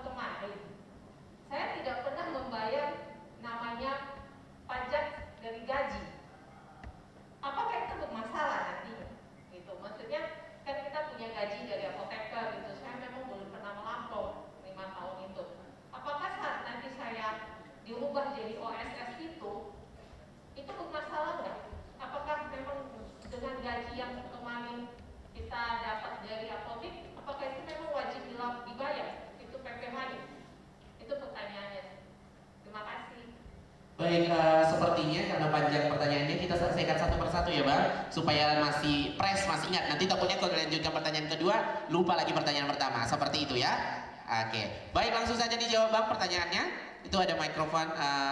Saya ulang kembali, mungkin apoteker Carlina pernah punya apotik dan apotik itu sekarang sudah tutup dengan NPWP atas nama beliau sendiri. Itu satu, bagaimana? Apakah NPWP itu kalau misalnya buka apotik yang baru lagi dilanjutkan, atau kalau misalnya suaminya juga kebetulan punya usaha, apakah ikut ke suami atau bagaimana? Satu. Yang kedua, katanya selama ini kita kan belum ikut peraturan yang ini, belum pakai OSS, mungkin pakai OSS juga tapi versi yang 1.1 seperti itu ya Pak, bukan pakai yang berdasarkan resiko gitu. Jadi pertanyaannya itu, selama ini beliau sudah kerja 5 tahun, ada gaji. Ketika nanti ini kan sistem yang baru, di input data berdasarkan OSS versi yang baru berdasarkan resiko. Jadi apakah kira-kira selama 5 tahun itu akan dikenakan pajak atau gimana gitu? Karena tadi terkait Bapak Wajidin mengeluarkan statement bahwasanya ketika kita tidak membayar pajak tidak bisa, mau kita banting laptopnya bagaimanapun tidak bisa seperti itu. Itu sih pertanyaannya. Baik Bang, waktu dan tempat dipersilahkan. Terima kasih. Untuk siapa tadi namanya Bu? Apoteker Carlina. Ibu Apoteker Carlina. Yang pertama itu NPWP itu satu untuk selamanya Ibu. Jadi kalau untuk menutup bukan salah bahasanya, non efektif Bu. Kalau menutup itu kan ibarat istilahnya sama kita kayak menghapuskan. Kalau menghapuskan NPWP itu dia berlaku dihapuskan jika telah meninggal dunia wajib pajak tersebut atau telah berada di luar Indonesia selama 283 hari.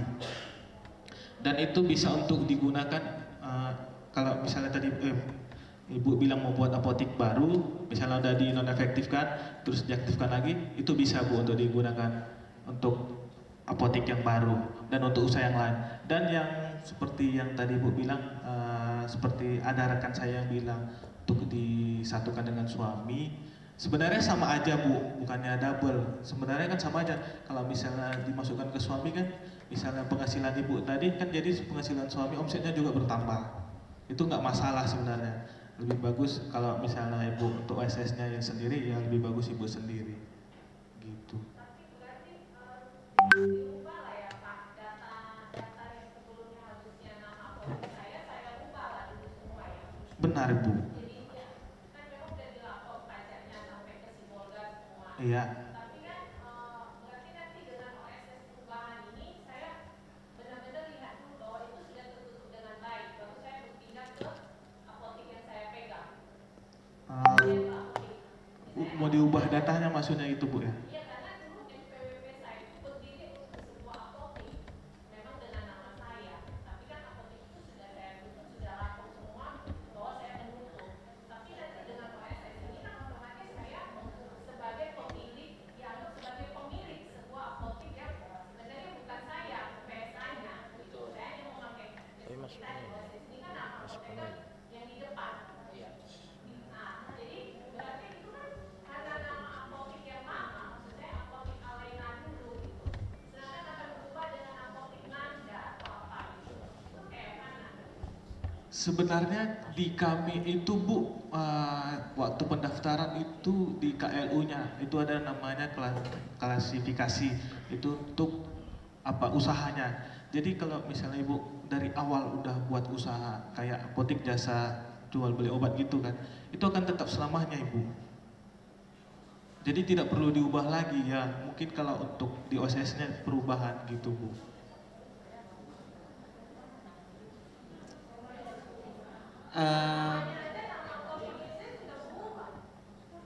Ini berarti ini Bang, sebenarnya pertanyaan mungkin gini ya. Di sistem yang baru sekarang ini kita semua apoteker dituntut untuk mengupgrade kembali dengan di sistem yaitu OSS RBI berdasarkan risiko. Jadi rata-rata seluruh apoteker di Nias punya apotik yang selama ini adalah bukan apoteknya sendiri, tapi beliau adalah penanggung jawab bekerja sama dengan si PSA, pemilik sarana apotik. Dengan undang-undang yang baru, Permenkes yang baru nomor 14 tahun 2021, sekarang tidak ada lagi namanya PSA. Yang ada apoteker itu langsung menjadi PSA dan sekaligus menjadi pengelola. Nah, beliau apoteker Carlina telah terdaftar berdasarkan NPWP-nya punya apotik sebelumnya. Nah, sekarang karena apotik itu sudah ditutup, mungkin bukan mungkin bahasanya, sekarang boleh dibilang Kak Carlina punya apotik lagi kan? Bekerja sama dengan PSA. Nah, sekarang kan di sistem ini akan di-upgrade, nama Kak Carlina lah yang menjadi apotik ini, punya dia seolah-olah, walaupun beliau bukan sebenarnya PSA. Tapi dengan undang-undang yang baru ini kita dituntut yaitu seolah-olah menjadi punya kita, seperti itu. Nah, jadi kan beliau berpikir gimana jadi dua nanti di sana gitu. Dua nanti di sana seolah-olah jadi apotiknya, karena yang satu sebenarnya punya dia beliau sudah ditutup. Nah, sekarang ini telah menjadi menjadi pemilik sekaligus sebagai penanggung jawab gitu. Gimana kira-kira? Atau dari segi perizinan juga bisa dibantu nanti Bang? Karena nampaknya kalau OSS RBA ini lebih ke abang gitu kan? Tambahan bisa? Baik. Oh boleh, Saudara Abdi. Baik, saya dari Dinas Kesehatan kita. Ini izin dulu ke moderatornya. Oke, baik. Silakan Mbak. Jadi mungkin maksud pertanyaan Saudara apoteker Carlina pertama, ini kan belum dijelaskan tadi mengenai bagaimana dengan pajak pribadi dengan pajak terpisah dengan suami istri. Karena rata-rata juga di sini ada apoteker yang suami istri, ya, kemungkinan pajak mereka itu bergabung. Kemudian berhubung dengan adanya perubahan dengan Permenkes nomor 14 ini, artinya sebelumnya pajak yang NPWP yang didaftarkan oleh badan usaha apotek ini adalah NPWP PSA.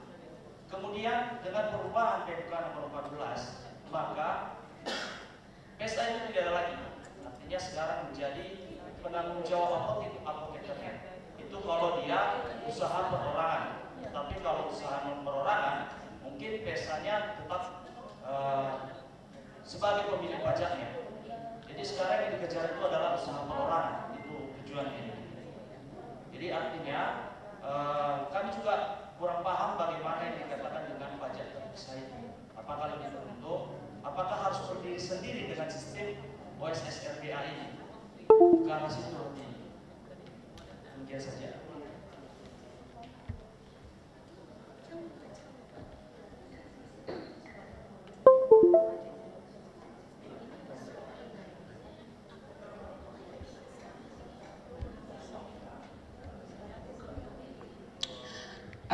Gimana? Kalau menurut saya bagusnya dijawab dari dinas perizinan dulu, karena dia di OSS RBA-nya dulu. Baik. Nanti kalau misalnya double-nya gimana pajaknya baru ke abang, oke? Okay? Baik. Oke. Untuk Ibu Carlina dari Apotek Nanda ya, ini pertanyaannya sebenarnya sudah sangat bagus sekali. Inilah pertanyaan sudah mulai memanas lah istilahnya, udah bagus. Nah, untuk perubahan, baik perubahan nama, perubahan penanggung jawab, perubahan nama apotek, ataupun perubahan alamat ataupun lokasi, perubahan pelaku usaha juga berdasarkan PMK nomor 14 tahun 2021. Di sana sudah dijelaskan bahwa ada beberapa dokumen yang perlu kita siapkan. Yang perlu dulu kita pahami, pemahaman kita dulu untuk Ibu Carlina, ketika sebelumnya terbit OSS RBA ini yang berbasis risiko, mungkin Ibu sudah pernah punya apotek dan Ibu sebagai apotekernya. Nah, tentunya setelah adanya OSS RBA ini Bu, maka kita akan beralih ke sistem yang baru. Tentunya sistem yang lama itu sudah tidak berlaku lagi dengan adanya undang-undang yang baru ini, maka yang lama, Undang-Undang Cipta Kerja yang baru ini dengan adanya sistem OSS RBA ini, tentunya yang lama itu sudah tidak berlaku lagi. Nah, tentunya itu dari bahasa hukumnya ya Bu Khaimar ya, dengan adanya undang-undang yang terbaru, maka sudah yang lama itu sudah tidak berlaku lagi. Bila sudah dicantumkan di sana, dicabut. Ya, dengan bahasa hukumnya. Dan ini juga yang berlaku sudah OSS RBA. Nah, untuk kasus Ibu Carlina, kami lebih mengarahkan ke sisi perizinannya. Untuk perubahan-perubahan itu Bu, baik perubahan penanggung jawabnya, perubahan nama apotekernya, perubahan alamat, perubahan nama penanggung jawab pelaku usaha dan lain sebagainya, maka ada beberapa dokumen yang perlu kita siapkan. Yang pertama, dokumen izin apotek yang berlaku. Yang kedua, data dokumen yang mengalami perubahan. Apa datanya yang mengalami perubahan tersebut? Namanya kah atau apotekernya kah? Dengan sistem kita bermigrasi tadinya, istilah katanya bermigrasi ke OSS RBA. Yang ketiga, self assessment penyelenggara apotek, dan yang terakhir pelaporan yang terakhir. Nah, kalau ini perubahan-perubahan tadi, nah bagaimana kalau perpanjangan izin apotek? Ya, yang dokumennya itu dokumen izin apotek yang berlaku, seluruh dokumen persyaratan umum dan khusus, dan self assessment penyelenggaraan apotek dan pelaporan terakhir. Nah, menyangkut untuk pertanyaan tentang pajak tadi Bu, apakah masih berlaku atau sudah tidak lagi membayar, terpisah dengan pajak, istilahnya pajak suami yang sudah digabung? Mungkin kasusnya ini ahli di bidangnya, ini Pak Jos ya. Iya, silakan Bang.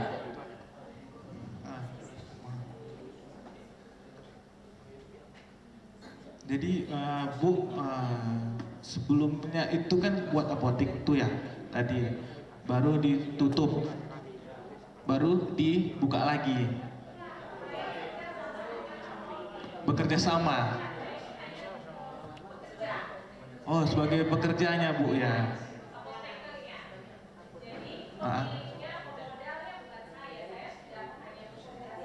Ada bagi keuntungan nggak Bu? Digaji ya.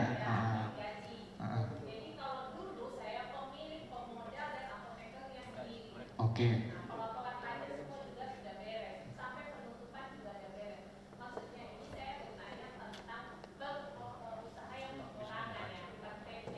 Ya.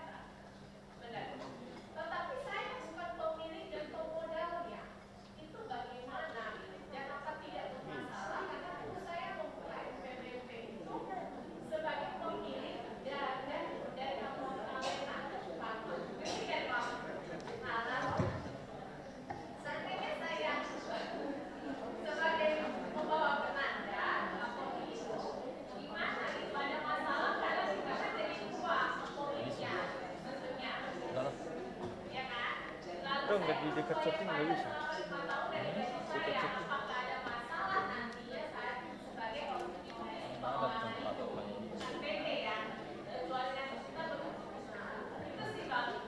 Berarti ini bicara persorangan Bu ya? Oke.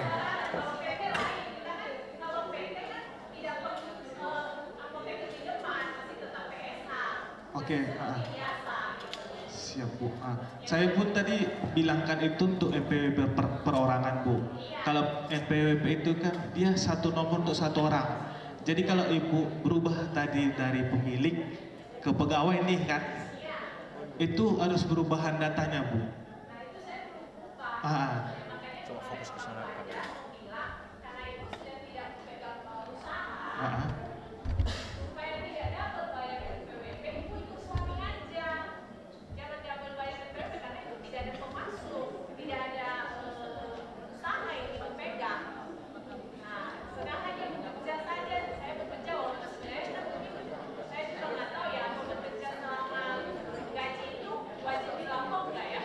Sebenarnya gini Bu, yang kayak dibilang teman saya itu sebenarnya nggak wajib, karena kan NPWP ini kan ditujukan untuk orang yang berpenghasilan. Jadi kan Ibu di sini berpenghasilan tuh, jadi boleh saja dia sendiri Bu, nggak harus ikut suami, dan nanti kewajibannya juga sendiri.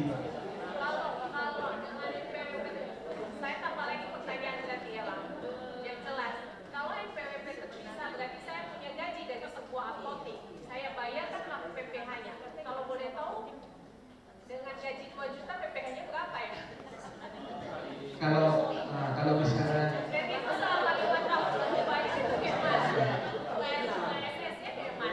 sebenarnya itu langsung dipotong dari pemberi kerja gitu.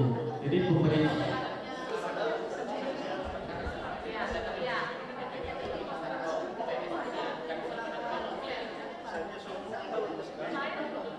Kak Karlina sedikit menambahkan sih Kak, karena kan selama ini kalau misalnya kita megang apotek yang katakan kita cuma apoteker penanggung jawab, bukan sebagai PSA. NPWP yang terdaftar itu kan NPWP-nya si PSA. Sekarang pas masuk ke sini, masuk yaitu NPWP-nya kita.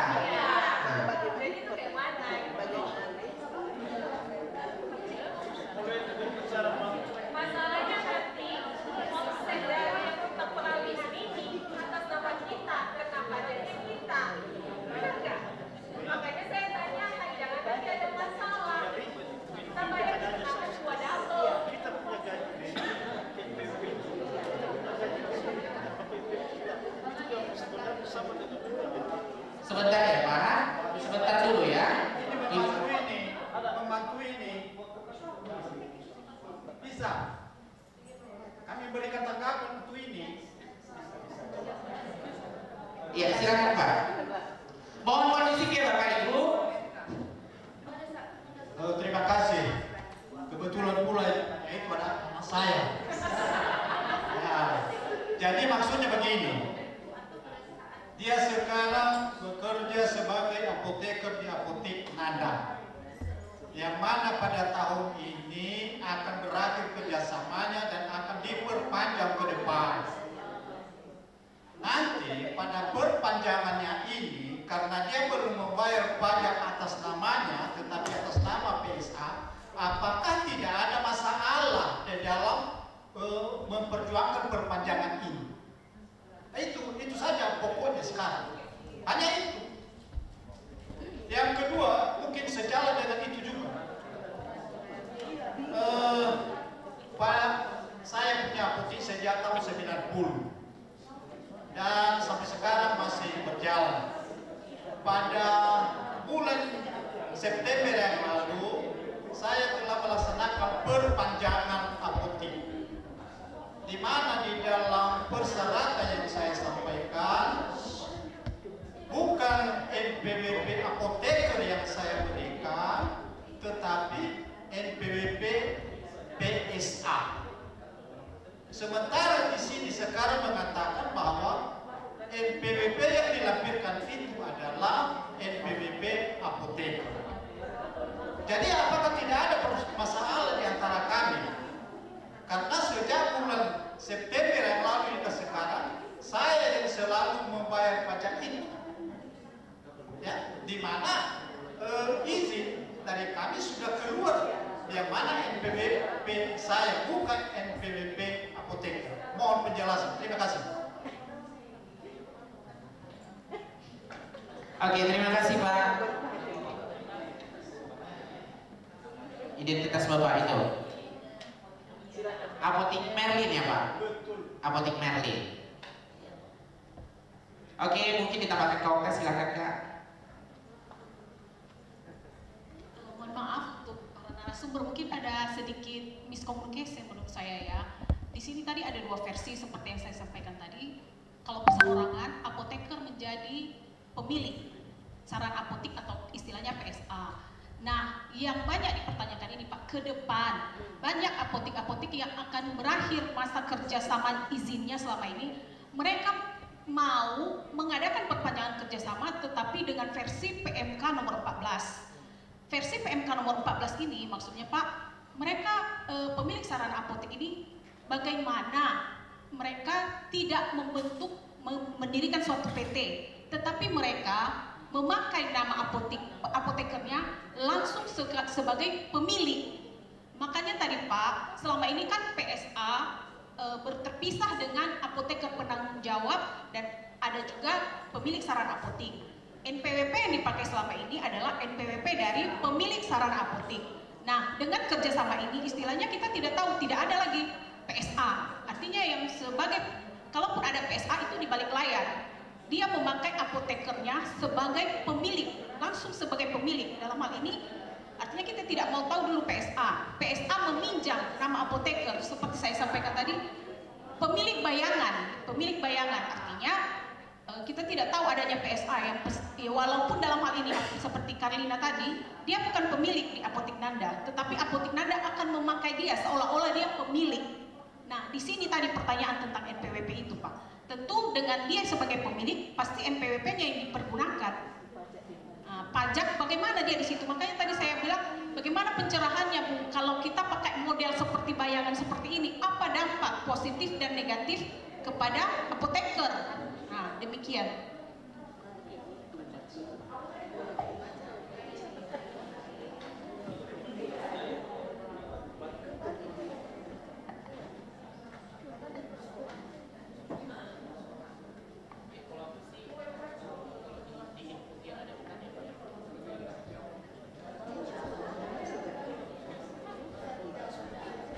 Baik, ini sebelum masuk ke bagian pajaknya dulu ya Pak ya.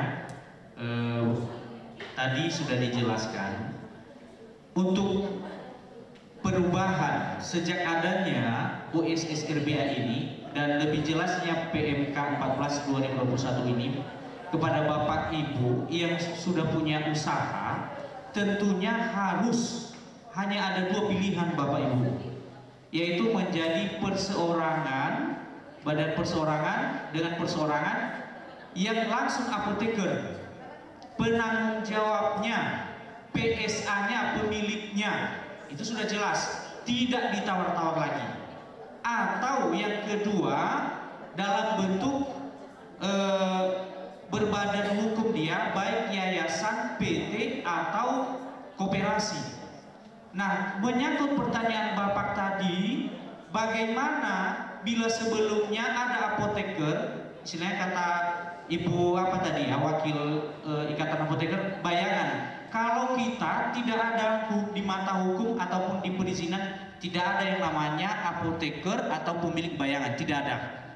Yang ada hanya langsung apotekernya. Kalau perseorangan apotekernya, yang pemiliknya, penanggung jawabnya, PSA-nya. Kalau mau Bapak, contohnya ada perubahan Bapak, tentu harus ada perubahan. Konsekuensinya apa? Di sana ketika nanti diinput Bapak ke migrasi ke sana, ada yang perlu data yang kita siapkan, PSA-nya. Kalau dia perseorangan tadi apa? Nanti kita input STRA-nya, surat tanda register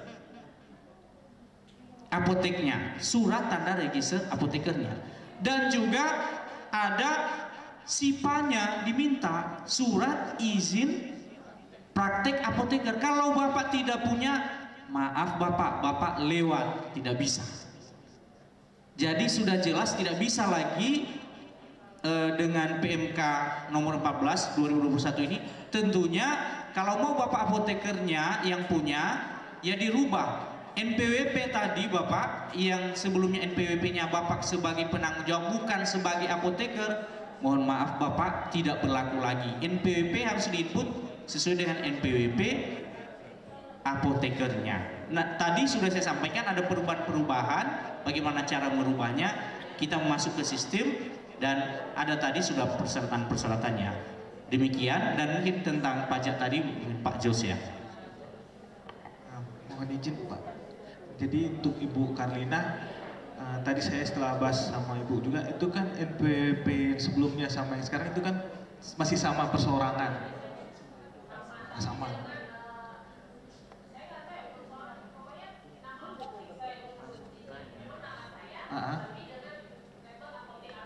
Tapi nggak badan usaha kan? Karena bisa juga perseorangan itu kayak usaha dagang itu perseorangan. Pribadi. Kalau untuk pribadi itu hanya satu NPWP seumur hidup.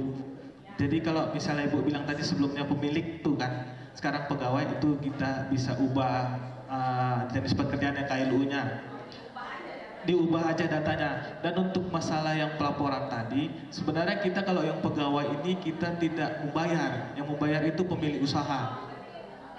Nggak ada, tinggal pelaporannya. Karena yang pemotong itu yang pemberi kerja. Gitu. Jadi kalau misalnya ke depan mau untuk OSS, untuk masalah pajak yang bermasalah, nggak ada. Kalau yang untuk tadi Ibu tanya untuk 2 juta, kan tadi saya sudah jelaskan. Ya, itu yang di atas 60 Bu. Nggak ada. Jadi kan tadi yang dikenakan pajak itu 4,5, 4.500.000 gitu Ibu.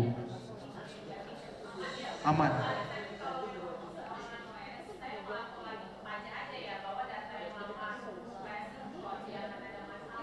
Ya, tinggal dirubah aja Ibu KLU-nya. Karena kalau Ibu belum merubah, nanti kami itu mematokkan, maksudnya mengacu ke pemilik usaha gitu jadinya. Jadi kan Ibu ini sekarang jatuhnya jadi pegawai swasta gitu kan, kerja sama orang gitu. Tinggal dirubah itu aja Bu. Kalau yang masalah yang 5 tahun tadi, tinggal pelaporannya. Karena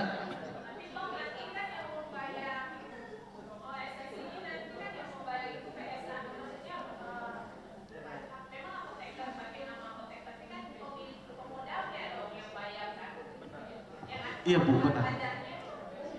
Iya benar.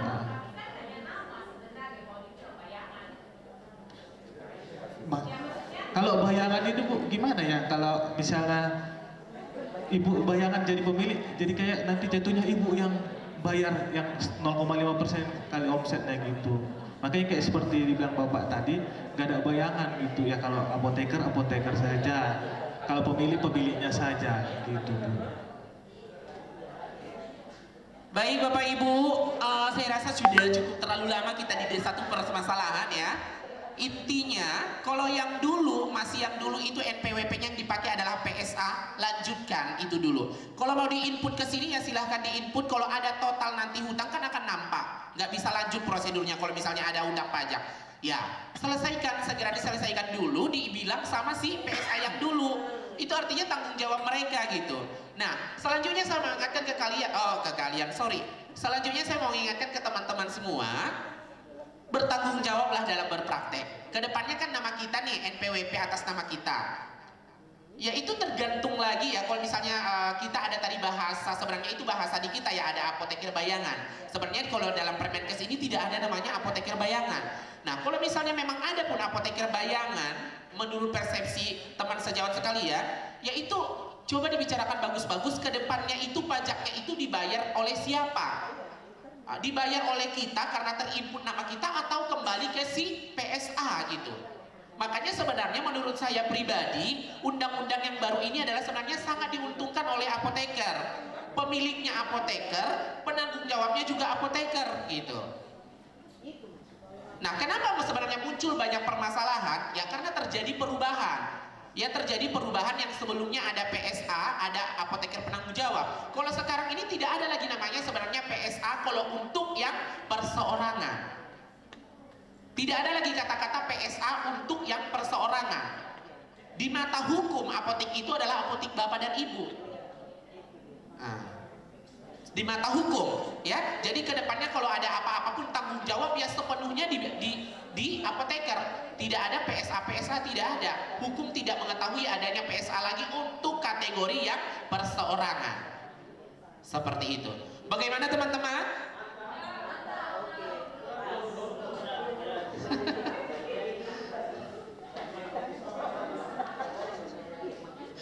Ya. Dari PSA Pak. Kevin coba kasih mikrofon. Saya batasi ya, tinggal karena cukup lama, kita masih ada beberapa pertanyaan yang lain ya. Oke, silakan Bang. Terima kasih. Kami dari PSA, wakili dari Nanda. Kami karena tertarik pajak tadi, kami lapor ke Pak dari pajak. Apotek Nanda itu membayar pajak. Kami membayar pajak dengan baik. Artinya pajaknya itu dibayar sesuai dengan NPWP PSA. Kalau tadinya ada perdebatan, NPWP-nya perseorangan sebagai apoteker. Nah, mungkin kebetulan apoteker kami, saudara Lina, mungkin dia tidak langsung membayar pajak, tapi sudah diberitahukan tadi sebelumnya bahwa dia bersama-sama dengan suaminya karena dia juga sebagai perusahaan melaporkannya. Nah, ini kaitannya seandainya kami melanjutkan kerjasama atas namanya sebagai perseorangan, bagaimana nanti trik pembayaran pajak NPWP-nya? Tadi kan sudah disampaikan bahwa kalau dia tidak membayar pajak maka ditolak pengurusan izinnya. Kan begitu tadi Pak waktu disampaikan. Artinya kalau dia belum melapor pajak selama beberapa tahun sebagai apoteker atas nama NPWP-nya, maka nanti pengurusan izin, tentukan izin perpanjangan pasti akan tidak bisa, akan bermasalah. Ini yang perlu dipertajam untuk dijelaskan. Dan kemudian seandainya itu terjadi, NPWP yang selama ini dari PSA mau dikemanakan? Apakah dilapor atau didiamkan? Itu. Nah, selanjutnya kami dari PSA ini terkaitan dengan itu. Dari awal sebenarnya sudah dekat. Terus terang aja kami sebagai PSA sangat terganggu dengan ada peraturan yang baru ini. Kenapa? Karena kami pemilih modal, kalau tahu jujur begini peraturannya, barangkali mikir kitanya untuk mendirikan satu usaha. Kita sudah terlanjur. Saya pernah menyampaikan sama Pedelaw ini, nanti obat-obat saya pas saya bawa ke sini jadinya. Kenapa? Karena terumitkan pengurusan izinnya. Apa boleh buat sudah jadi peraturan menteri. Nah, tadi di awal waktu pembukaan ada sedikit kata-kata bagaimana cara membuka. Nah, itu kami dari PSA mengejar itu bagaimana cara memudahkannya. Untuk terutama dulu pendirian. Kalau pendiri mungkin pikirnya pendirian maksud kita. Kalau kami ini memperpanjang. Karena konsekuensi dari itu banyak. Banyak konsekuensi, terutama dari kepemilikan modal. Ya, kita bukan hanya berkomunikasi itu ke apoteker, ke berbagai juga aspek. Ya, kita itu misalnya kita berhubungan ke permodalannya. Semuanya kita sudah terlanjur. Apakah nanti apotekernya mau bertanggung jawab? Nah, di sini titiknya. Makanya saya dengar tadi ada kemudahannya. Seperti apa kemudahan itu yang mau kita kejar. Tolong dari Badelaw bisa memberikan kemudahan-kemudahan. Dan kemudian Kalau misalnya pun nanti terjawab kemudahannya, ya mohon untuk diberikan syarat-syarat seperti apa kita memulai pengurusan surat-suratnya dan mana awal dibantu kami PSA. Demikian yang kami ucapkan. Ya Om.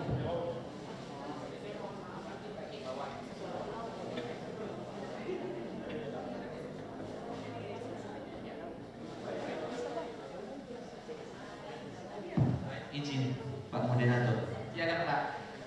Baik, ini semakin tajam ya, terutama yang disampaikan dari teman saya itu, sahabat saya, ya Pak Nanda ya, Pak Abed ya.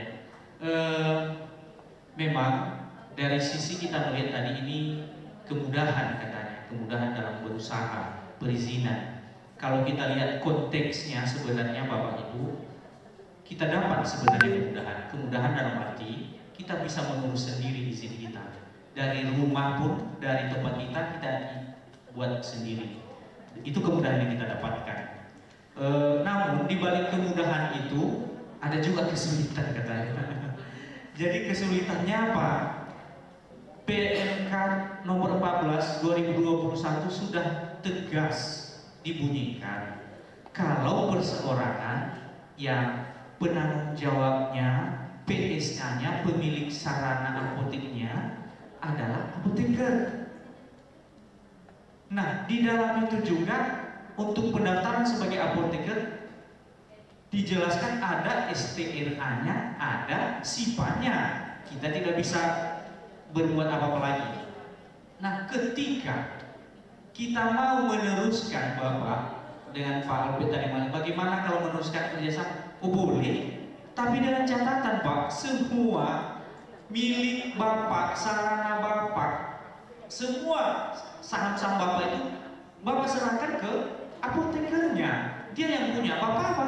Oh maaf, Bapak tidak punya apa-apa lagi Pak, yang punya apotekernya. Itu memang ya bagaimana ya Pak, ini udah PMK 14 2021, mungkin dari hati kecil kita, aduh kok begitu ceritanya seperti Pak Albert tadi. Kalau saya tahu dari dulu, nah, saya tidak mau. Kalau tahu berumah kata jangan, kalau tahu berumah di pinggir laut, jangan. Kalau tahu takut kena ombak Pak, jangan berumah di pinggir laut katanya. Jadi kalau tahu dari dulu itu pemiliknya itu atau penanggung jawabnya harus apoteker, mungkin Pak Albert nggak mau. Tapi kami sarankan, kita masih punya celah, kita tidak berkecil hati. Ini ada yang membantu nanti, ada Ibu Khaimah. Bisa kita ke bentuk badan hukum Pak, ada PD, bisa di sana. Ada bisa kita buat di sana. Itu sudah dibuat dengan konsekuensi Bapak masih pemilik sarananya, bekerja sama dengan apotekernya, dibuktikan dengan tanda ya pengesahan dari hukum, tentunya dengan Bu Khaimah nantinya. Demikian Pak. Ini ada tambahan.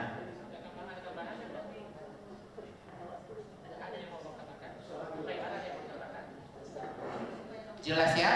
Oke. Gimana kalau Manuril? Masih pertanyaan yang sama juga? Terima kasih atas kesempatan yang diberikan kami kepada Bapak Ibu narasumbernya. Kami sapa selamat siang. Mudah-mudahan tidak dalam keadaan lemah atau lapar. Baik, moderator, sedikit ada kami sampaikan saran saja atau mungkin penekanan apa yang disampaikan oleh teman mitranya dengan Pak Nanda tadi. Sebagai PSA kami juga sendiri merasakannya. Namun sebagai warga Indonesia yang baik, tentunya kita harus berkomitmen dan taat kepada peraturan yang berlaku. Namun dalam hal ini tentunya kita mengharapkan pemerintah Kota Gunung Sdor memberikan kesempatan kepada para pengusaha untuk bisa melaksanakan usaha dengan aman dan nyaman. Tadi ada solusi dari Bapak Delau Banua dari perizinan, katanya semua itu bisa diselesaikan dengan cara komunikasi. Tentunya kita tahu porsi dari bapak-bapak di depan ini. Kalau untuk pemerintah tentunya dapat Delau. Kalau masalah kerjasama kita bisa dengan Bu Khaimah, dan kalau masalah perpajakan tentunya dengan Sepakat?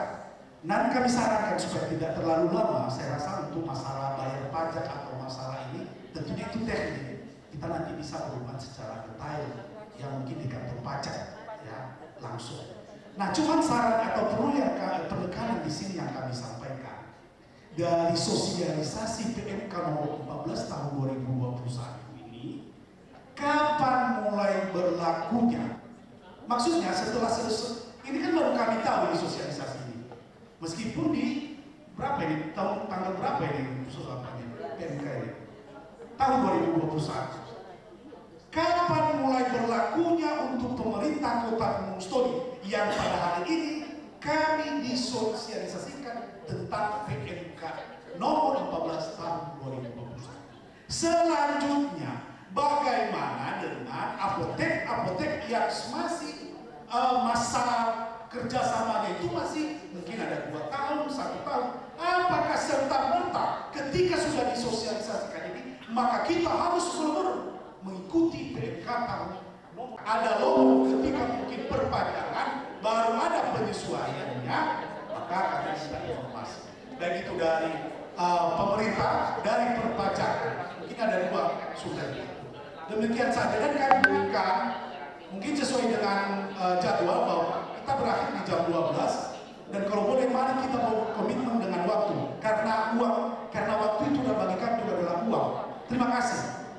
Oke, kita tutup ya pertanyaan itu. Silakan ditegaskan Bang sekali lagi gimana. Yang paling saya ambil statement dari Abang Nuril adalah apakah ada konsekuensi atau toleransi atau bagaimana, atau harus tetap ikut peraturan yang PMK nomor 14 tahun 2021. Penegasannya seperti itu, Bang.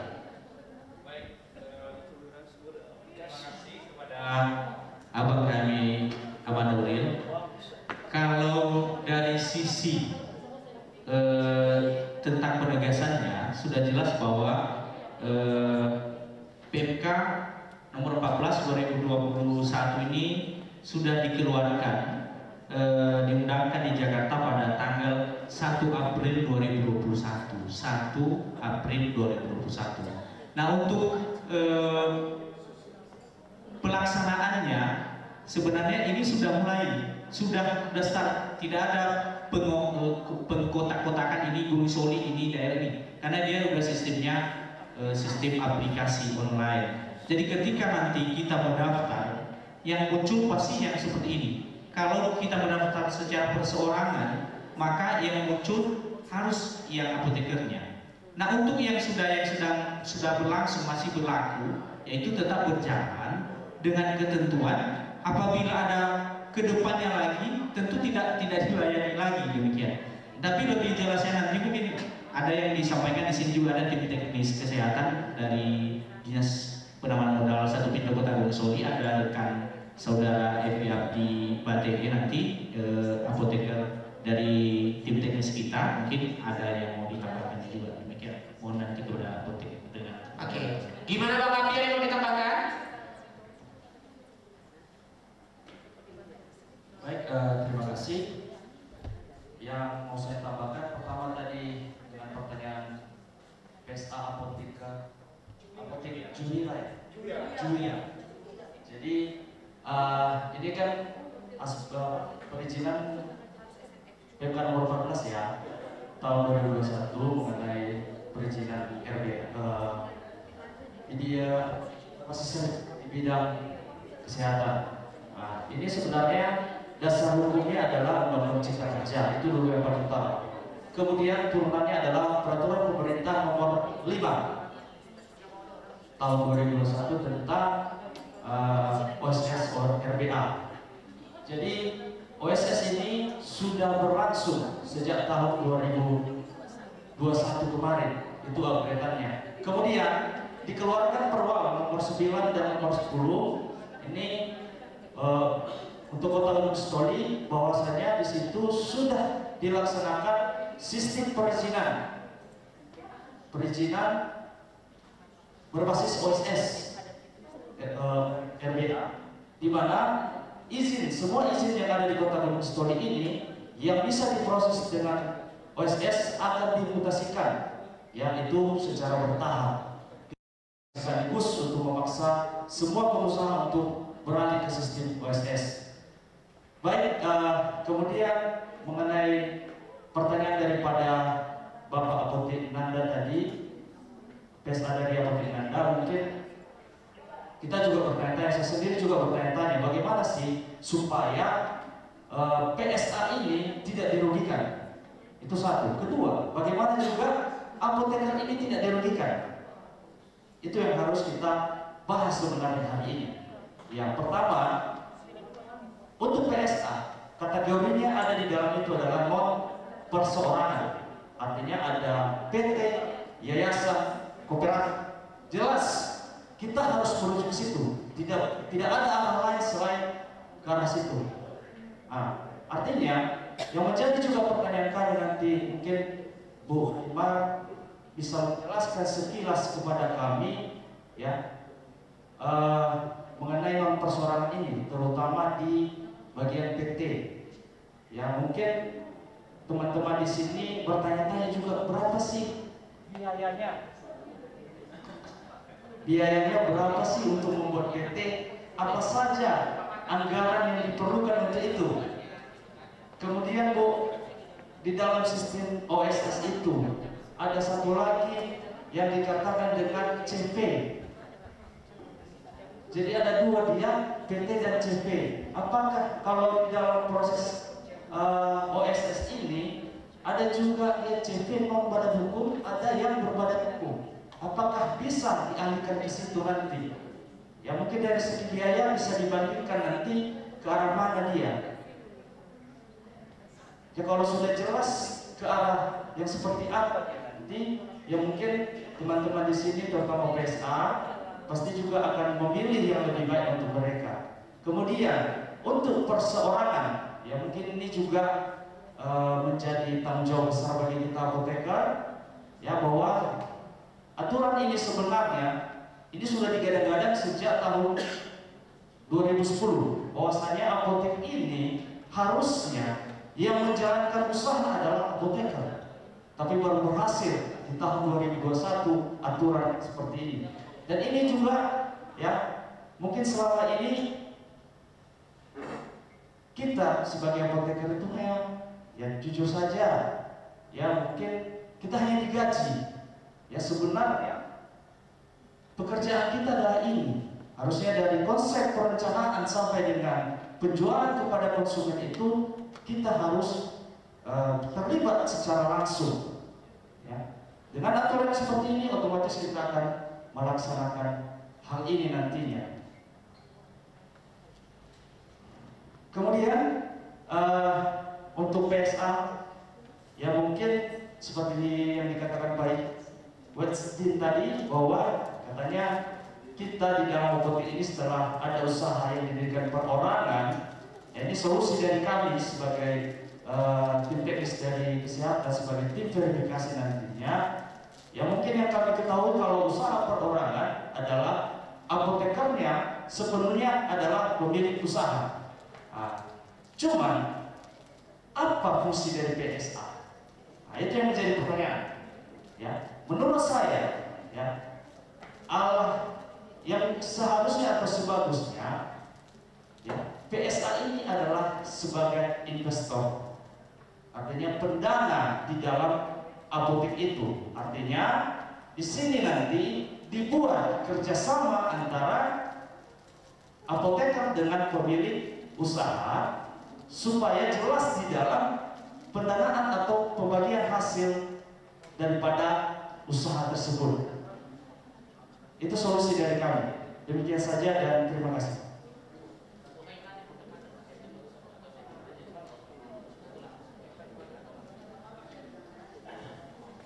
Oke, silakan Bu.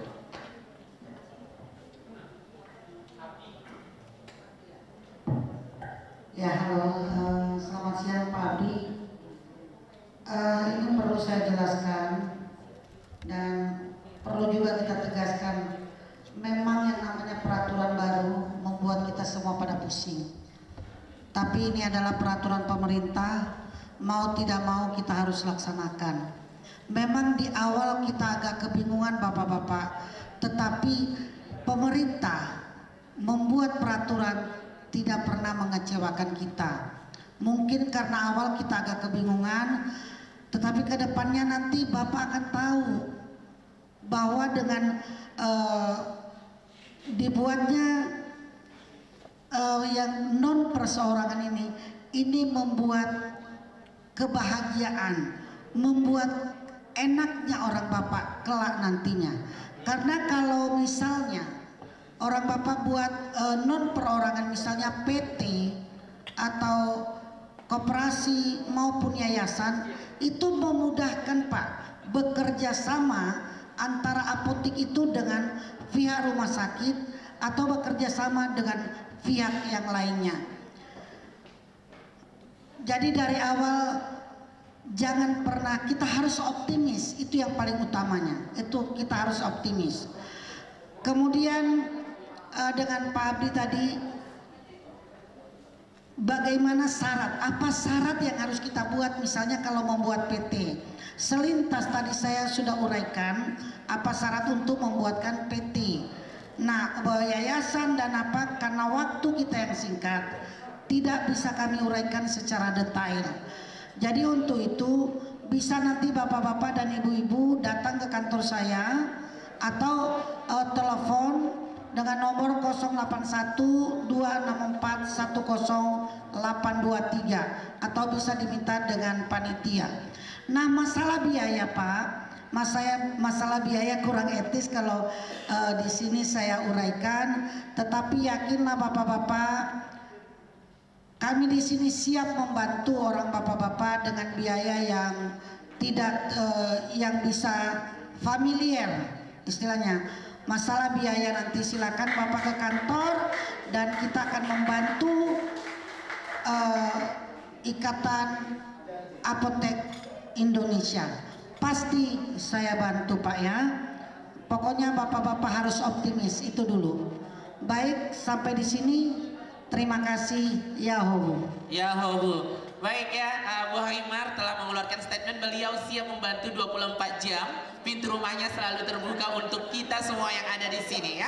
Jadi yang mau konsultasi lebih lanjut terkait biaya, terkait pembuatan CP, terkait pembuatan PT dan lain sebagainya, Bu Haimar siap membantu.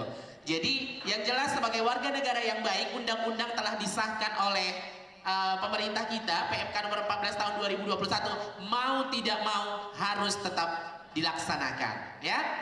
Jadi kita cukupkan untuk sesi yang itu, pertanyaan seputar yang tadi. Saya tunggu satu pertanyaan lagi karena pertanyaan ketiga nanti pertanyaan dari live, yang dari online ya. Oke, siapa lagi yang bertanya? Artati silakan.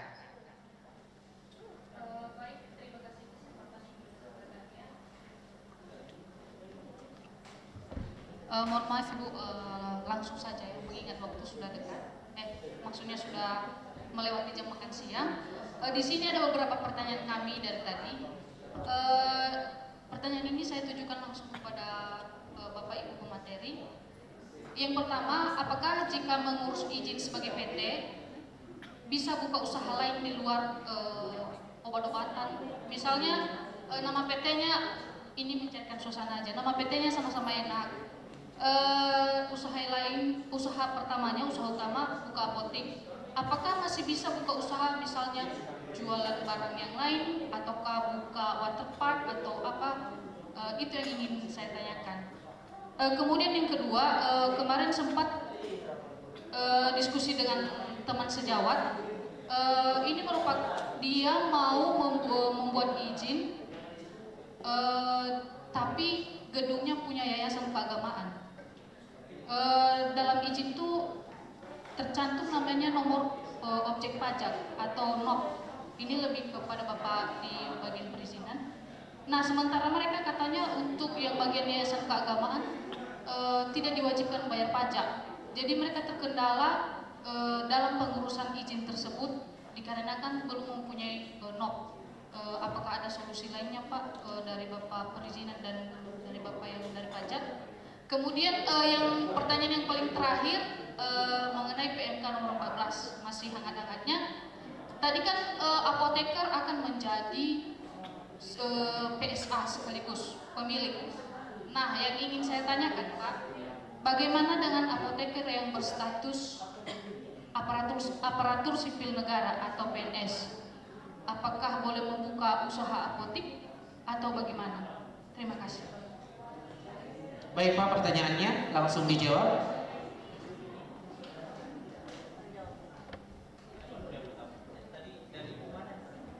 Hartati, apoteker Hartati. Ya, langsung aja Bang. Baik, dari pertanyaan tadi Ibu Apoteker Hartati, ketika sudah membuka usaha, kita membuka usaha apotek sebagai apoteker juga penanggung jawab di sana, apotek yang kita buka, apakah kita masih bisa membuka usaha lain? Masih bisa, Bu. Ya, masih bisa. Dalam arti mungkin nanti lebih jelasnya dari Bu Khaimat dalam membuat perjanjian nanti dengan pelaku, kalau dia pelaku usaha. Kalau perseorangan udah jelas dulu itu. Kalau dia dengan berbadan usaha ada perjanjian, di sana dibuat jenis apa kegiatannya, apa KBLI-nya. Kalau KBLI menyangkut tentang menjual barang-barang yang apotik, itu udah jelas. Tadi sudah jelas 477 121 ya. Nah, nanti dia sudah terpusat, ada di NIB-nya. Nah, nomor induk berusaha tetap dia satu, tapi di sana nanti ada lampirannya, dia kegiatan usahanya apa. Nanti kita masuk kalau dalam sistem OSS ada tambahan usaha ini. Walaupun hanya satu orang bisa punya usaha yang banyak. Kita di dalam aplikasi, di pemerintahan, di dalam regulasi tidak ada yang membatasi kita untuk hal tersebut. Nah, yang untuk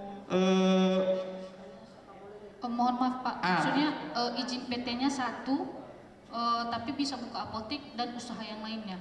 Iya, bisa membuka usaha yang lain. Tentunya di sana nanti dilaporkan di dalam sistem OSS-nya, di dalam aplikasinya dilaporkan semua apa kegiatan usahanya, diminta. Ada kegiatan usahanya. Contohnya ya mau apapun kegiatan usaha kita, ya yang jelas kita masuk ke dalam aplikasi kita laporkan.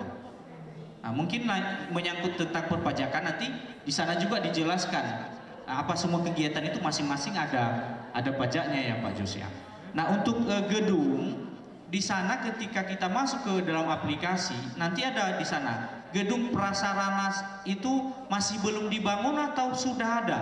Kalau masih belum nanti kita diarahkan ke mengurus. Jadi mau membangun ada IMB. Ketika sudah ada statusnya punya sendiri atau sewa. Nah, ketika sewa, contohnya dengan gedung walaupun yayasan, ya dengan yayasan keagamaan atau apa, gedung sewa nanti dilampirkan ada bukti yang kita upload. Oh, ini bukti perjanjian sewanya. Nah, apapun kegiatannya yang kita lakukan, contohnya farmasi tadi, apotek tadi. Nah, di sana kita jelaskan juga kalau memang dia sewa ya dibuat sewa. Nanti kita upload dokumen bahwa itu dokumen dari sewa. Nah, khusus untuk perpajakannya tadi tentang bagaimana itu mungkin lebih jelas nanti dengan Pak Jos atau menghubungi langsung ke tempat ya di kantor pajaknya. Nah, untuk PNS di regulasi di OSS inilah kelebihannya ya. Mungkin kalau dulu tidak. Kalau di regulasi ini PNS bisa berusaha, oh bisa. Boleh. Tidak ada yang melarang. Yang penting ya sebagai kewajiban kita sebagai aparatur sipil negara juga kita laksanakan, dan sebagai juga kita berusaha juga dilaksanakan. Selama Ibu masih bisa mampu Bu, nah lanjut aja Bu. Mudah-mudahan Ibu nanti jadi pengusaha sukses di Nias ini. Oke Bu, ya, ada tambahan? Izin Pak, tambahannya kalau yang untuk NPWP kan Ibu bilang tadi apakah punya PT bisa berusaha lagi? Kan di PT itu kan mempunyai akta itu Bu. Jadi kan dia udah ada terbagi langsung, misalnya kayak konstruksi, kayak kesehatan. Jadi kalau Ibu bilang mau berusaha lagi bisa. Tapi kalau misalnya dalam berbentuk PT dengan bidang jasa yang lain harus mempunyai NPWP. Jadi dia kayak misalnya Ibu punya kesehatan, punya konstruksi itu harus dua Bu, nggak boleh disatukan semua gitu. Karena itu kan untuk tarifnya berbeda-beda Ibu. Gitu. Untuk nanti masalah tarifnya itu boleh kita langsung konsultasi Bu di kantor.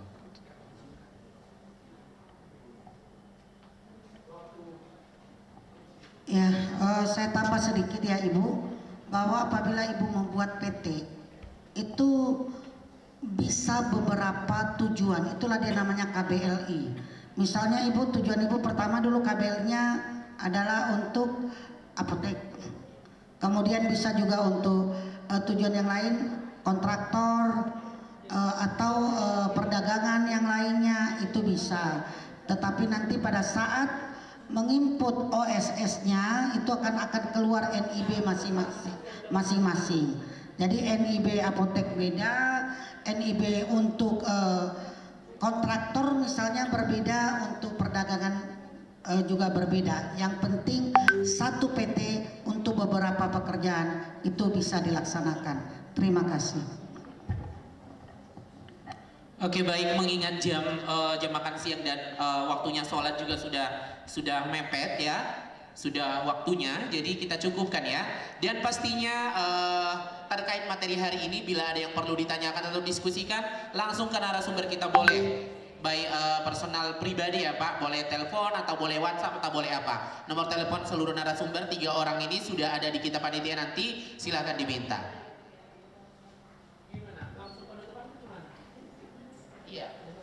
Oke, baik, pertanyaan yang dari online juga nanti kita jawab secara online saja Bang, karena mengingat waktu tidak bisa lagi ataupun tidak mencukupi lagi.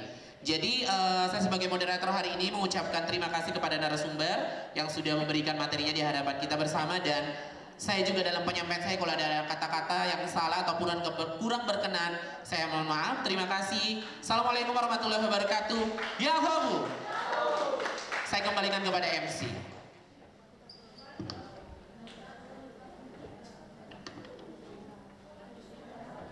Terima kasih kami ucapkan kepada moderator dan Bapak Ibu narasumber atas pemaparan materi.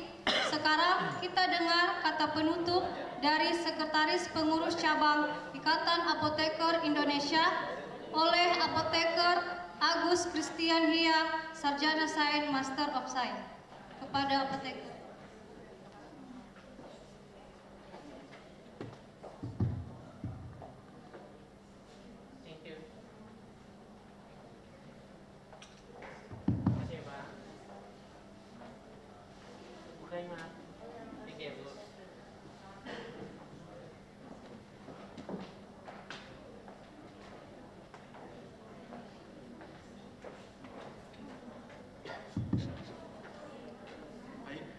Salam sejahtera bagi kita semua. Yahoo.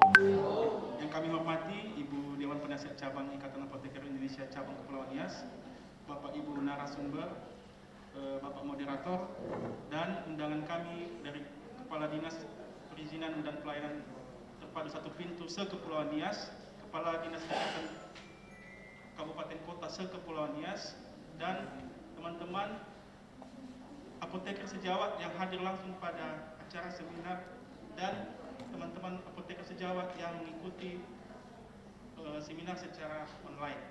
Jadi kami mengucapkan banyak terima kasih kepada Bapak Ibu narasumber atas segala materi yang telah diberikan, sangat memberikan kami pemahaman terhadap adanya aturan baru ini, sehingga kami dapat mempersiapkan diri untuk ketika kami nanti akan bekerja sama dengan pemilik sarana apotek ataupun ketika kami membuka apotek sendiri.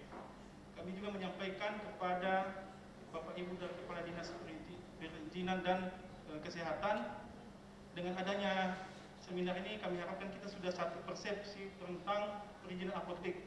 Karena kami selama ini mengalami yang namanya perbedaan-perbedaan pandangan terhadap aturan ini. Ketika kami menerapkan, karena sebelum izin diterbitkan, IAI diminta untuk memberikan rekomendasi. Nah, yang terjadi itu kami membuat rekomendasi di daerah yang satu seharusnya mengikuti ini, yang satu belum. Nah, dengan adanya seminar ini kami harapkan kita semua sudah satu persepsi bahwa yang namanya perizinan apotek kita sudah full mengikuti Permenkes 14 tahun 2021. Jadi untuk teman-teman juga atau PSA kami berterima kasih atas sumbangsi atau kehadiran saat ini. Semoga seminar yang dilaksanakan IAI ini bisa menjadi bermanfaat, bahwa IAI menjadi organisasi yang memberikan manfaat bagi Bapak Ibu pemilik sarana apotek, sehingga Bapak Ibu juga sebagai pemilik sarana apotek dapat berkembang usahanya ke depan. Dan kami juga berterima kasih kepada teman-teman yang telah mengikuti acara seminar ini, dan kami harapkan untuk teman-teman yang anggota Ikatan Apoteker Indonesia cabang Kepulauan Nias, setelah nanti kita istirahat siang, kita masih lanjut dalam rapat kerja cabang. Jadi demikian saja, atas perhatian kami ucapkan terima kasih. Yahoo!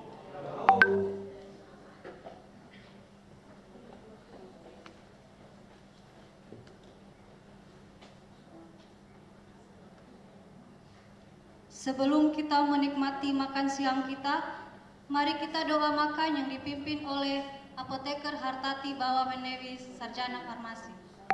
Kepada Apoteker Hartati dipersilakan.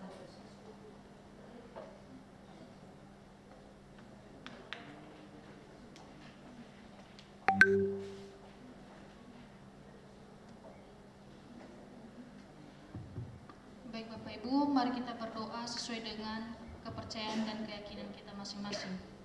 Doa dimulai. Bapak yang penuh cinta, terima kasih Engkau telah menyertai kami selama acara kami berlangsung hingga saat ini. Bapak, kini sebentar lagi kami akan mencicipi hidangan yang telah disediakan oleh para panitia. Kami mohon kepadamu kiranya Engkau memberkatinya, semoga menjadi sumber kekuatan bagi tubuh dan jiwa raga kami. Bapa, demikianlah doa kami yang sangat singkat ini kami serahkan dalam tangan-Mu. Amin.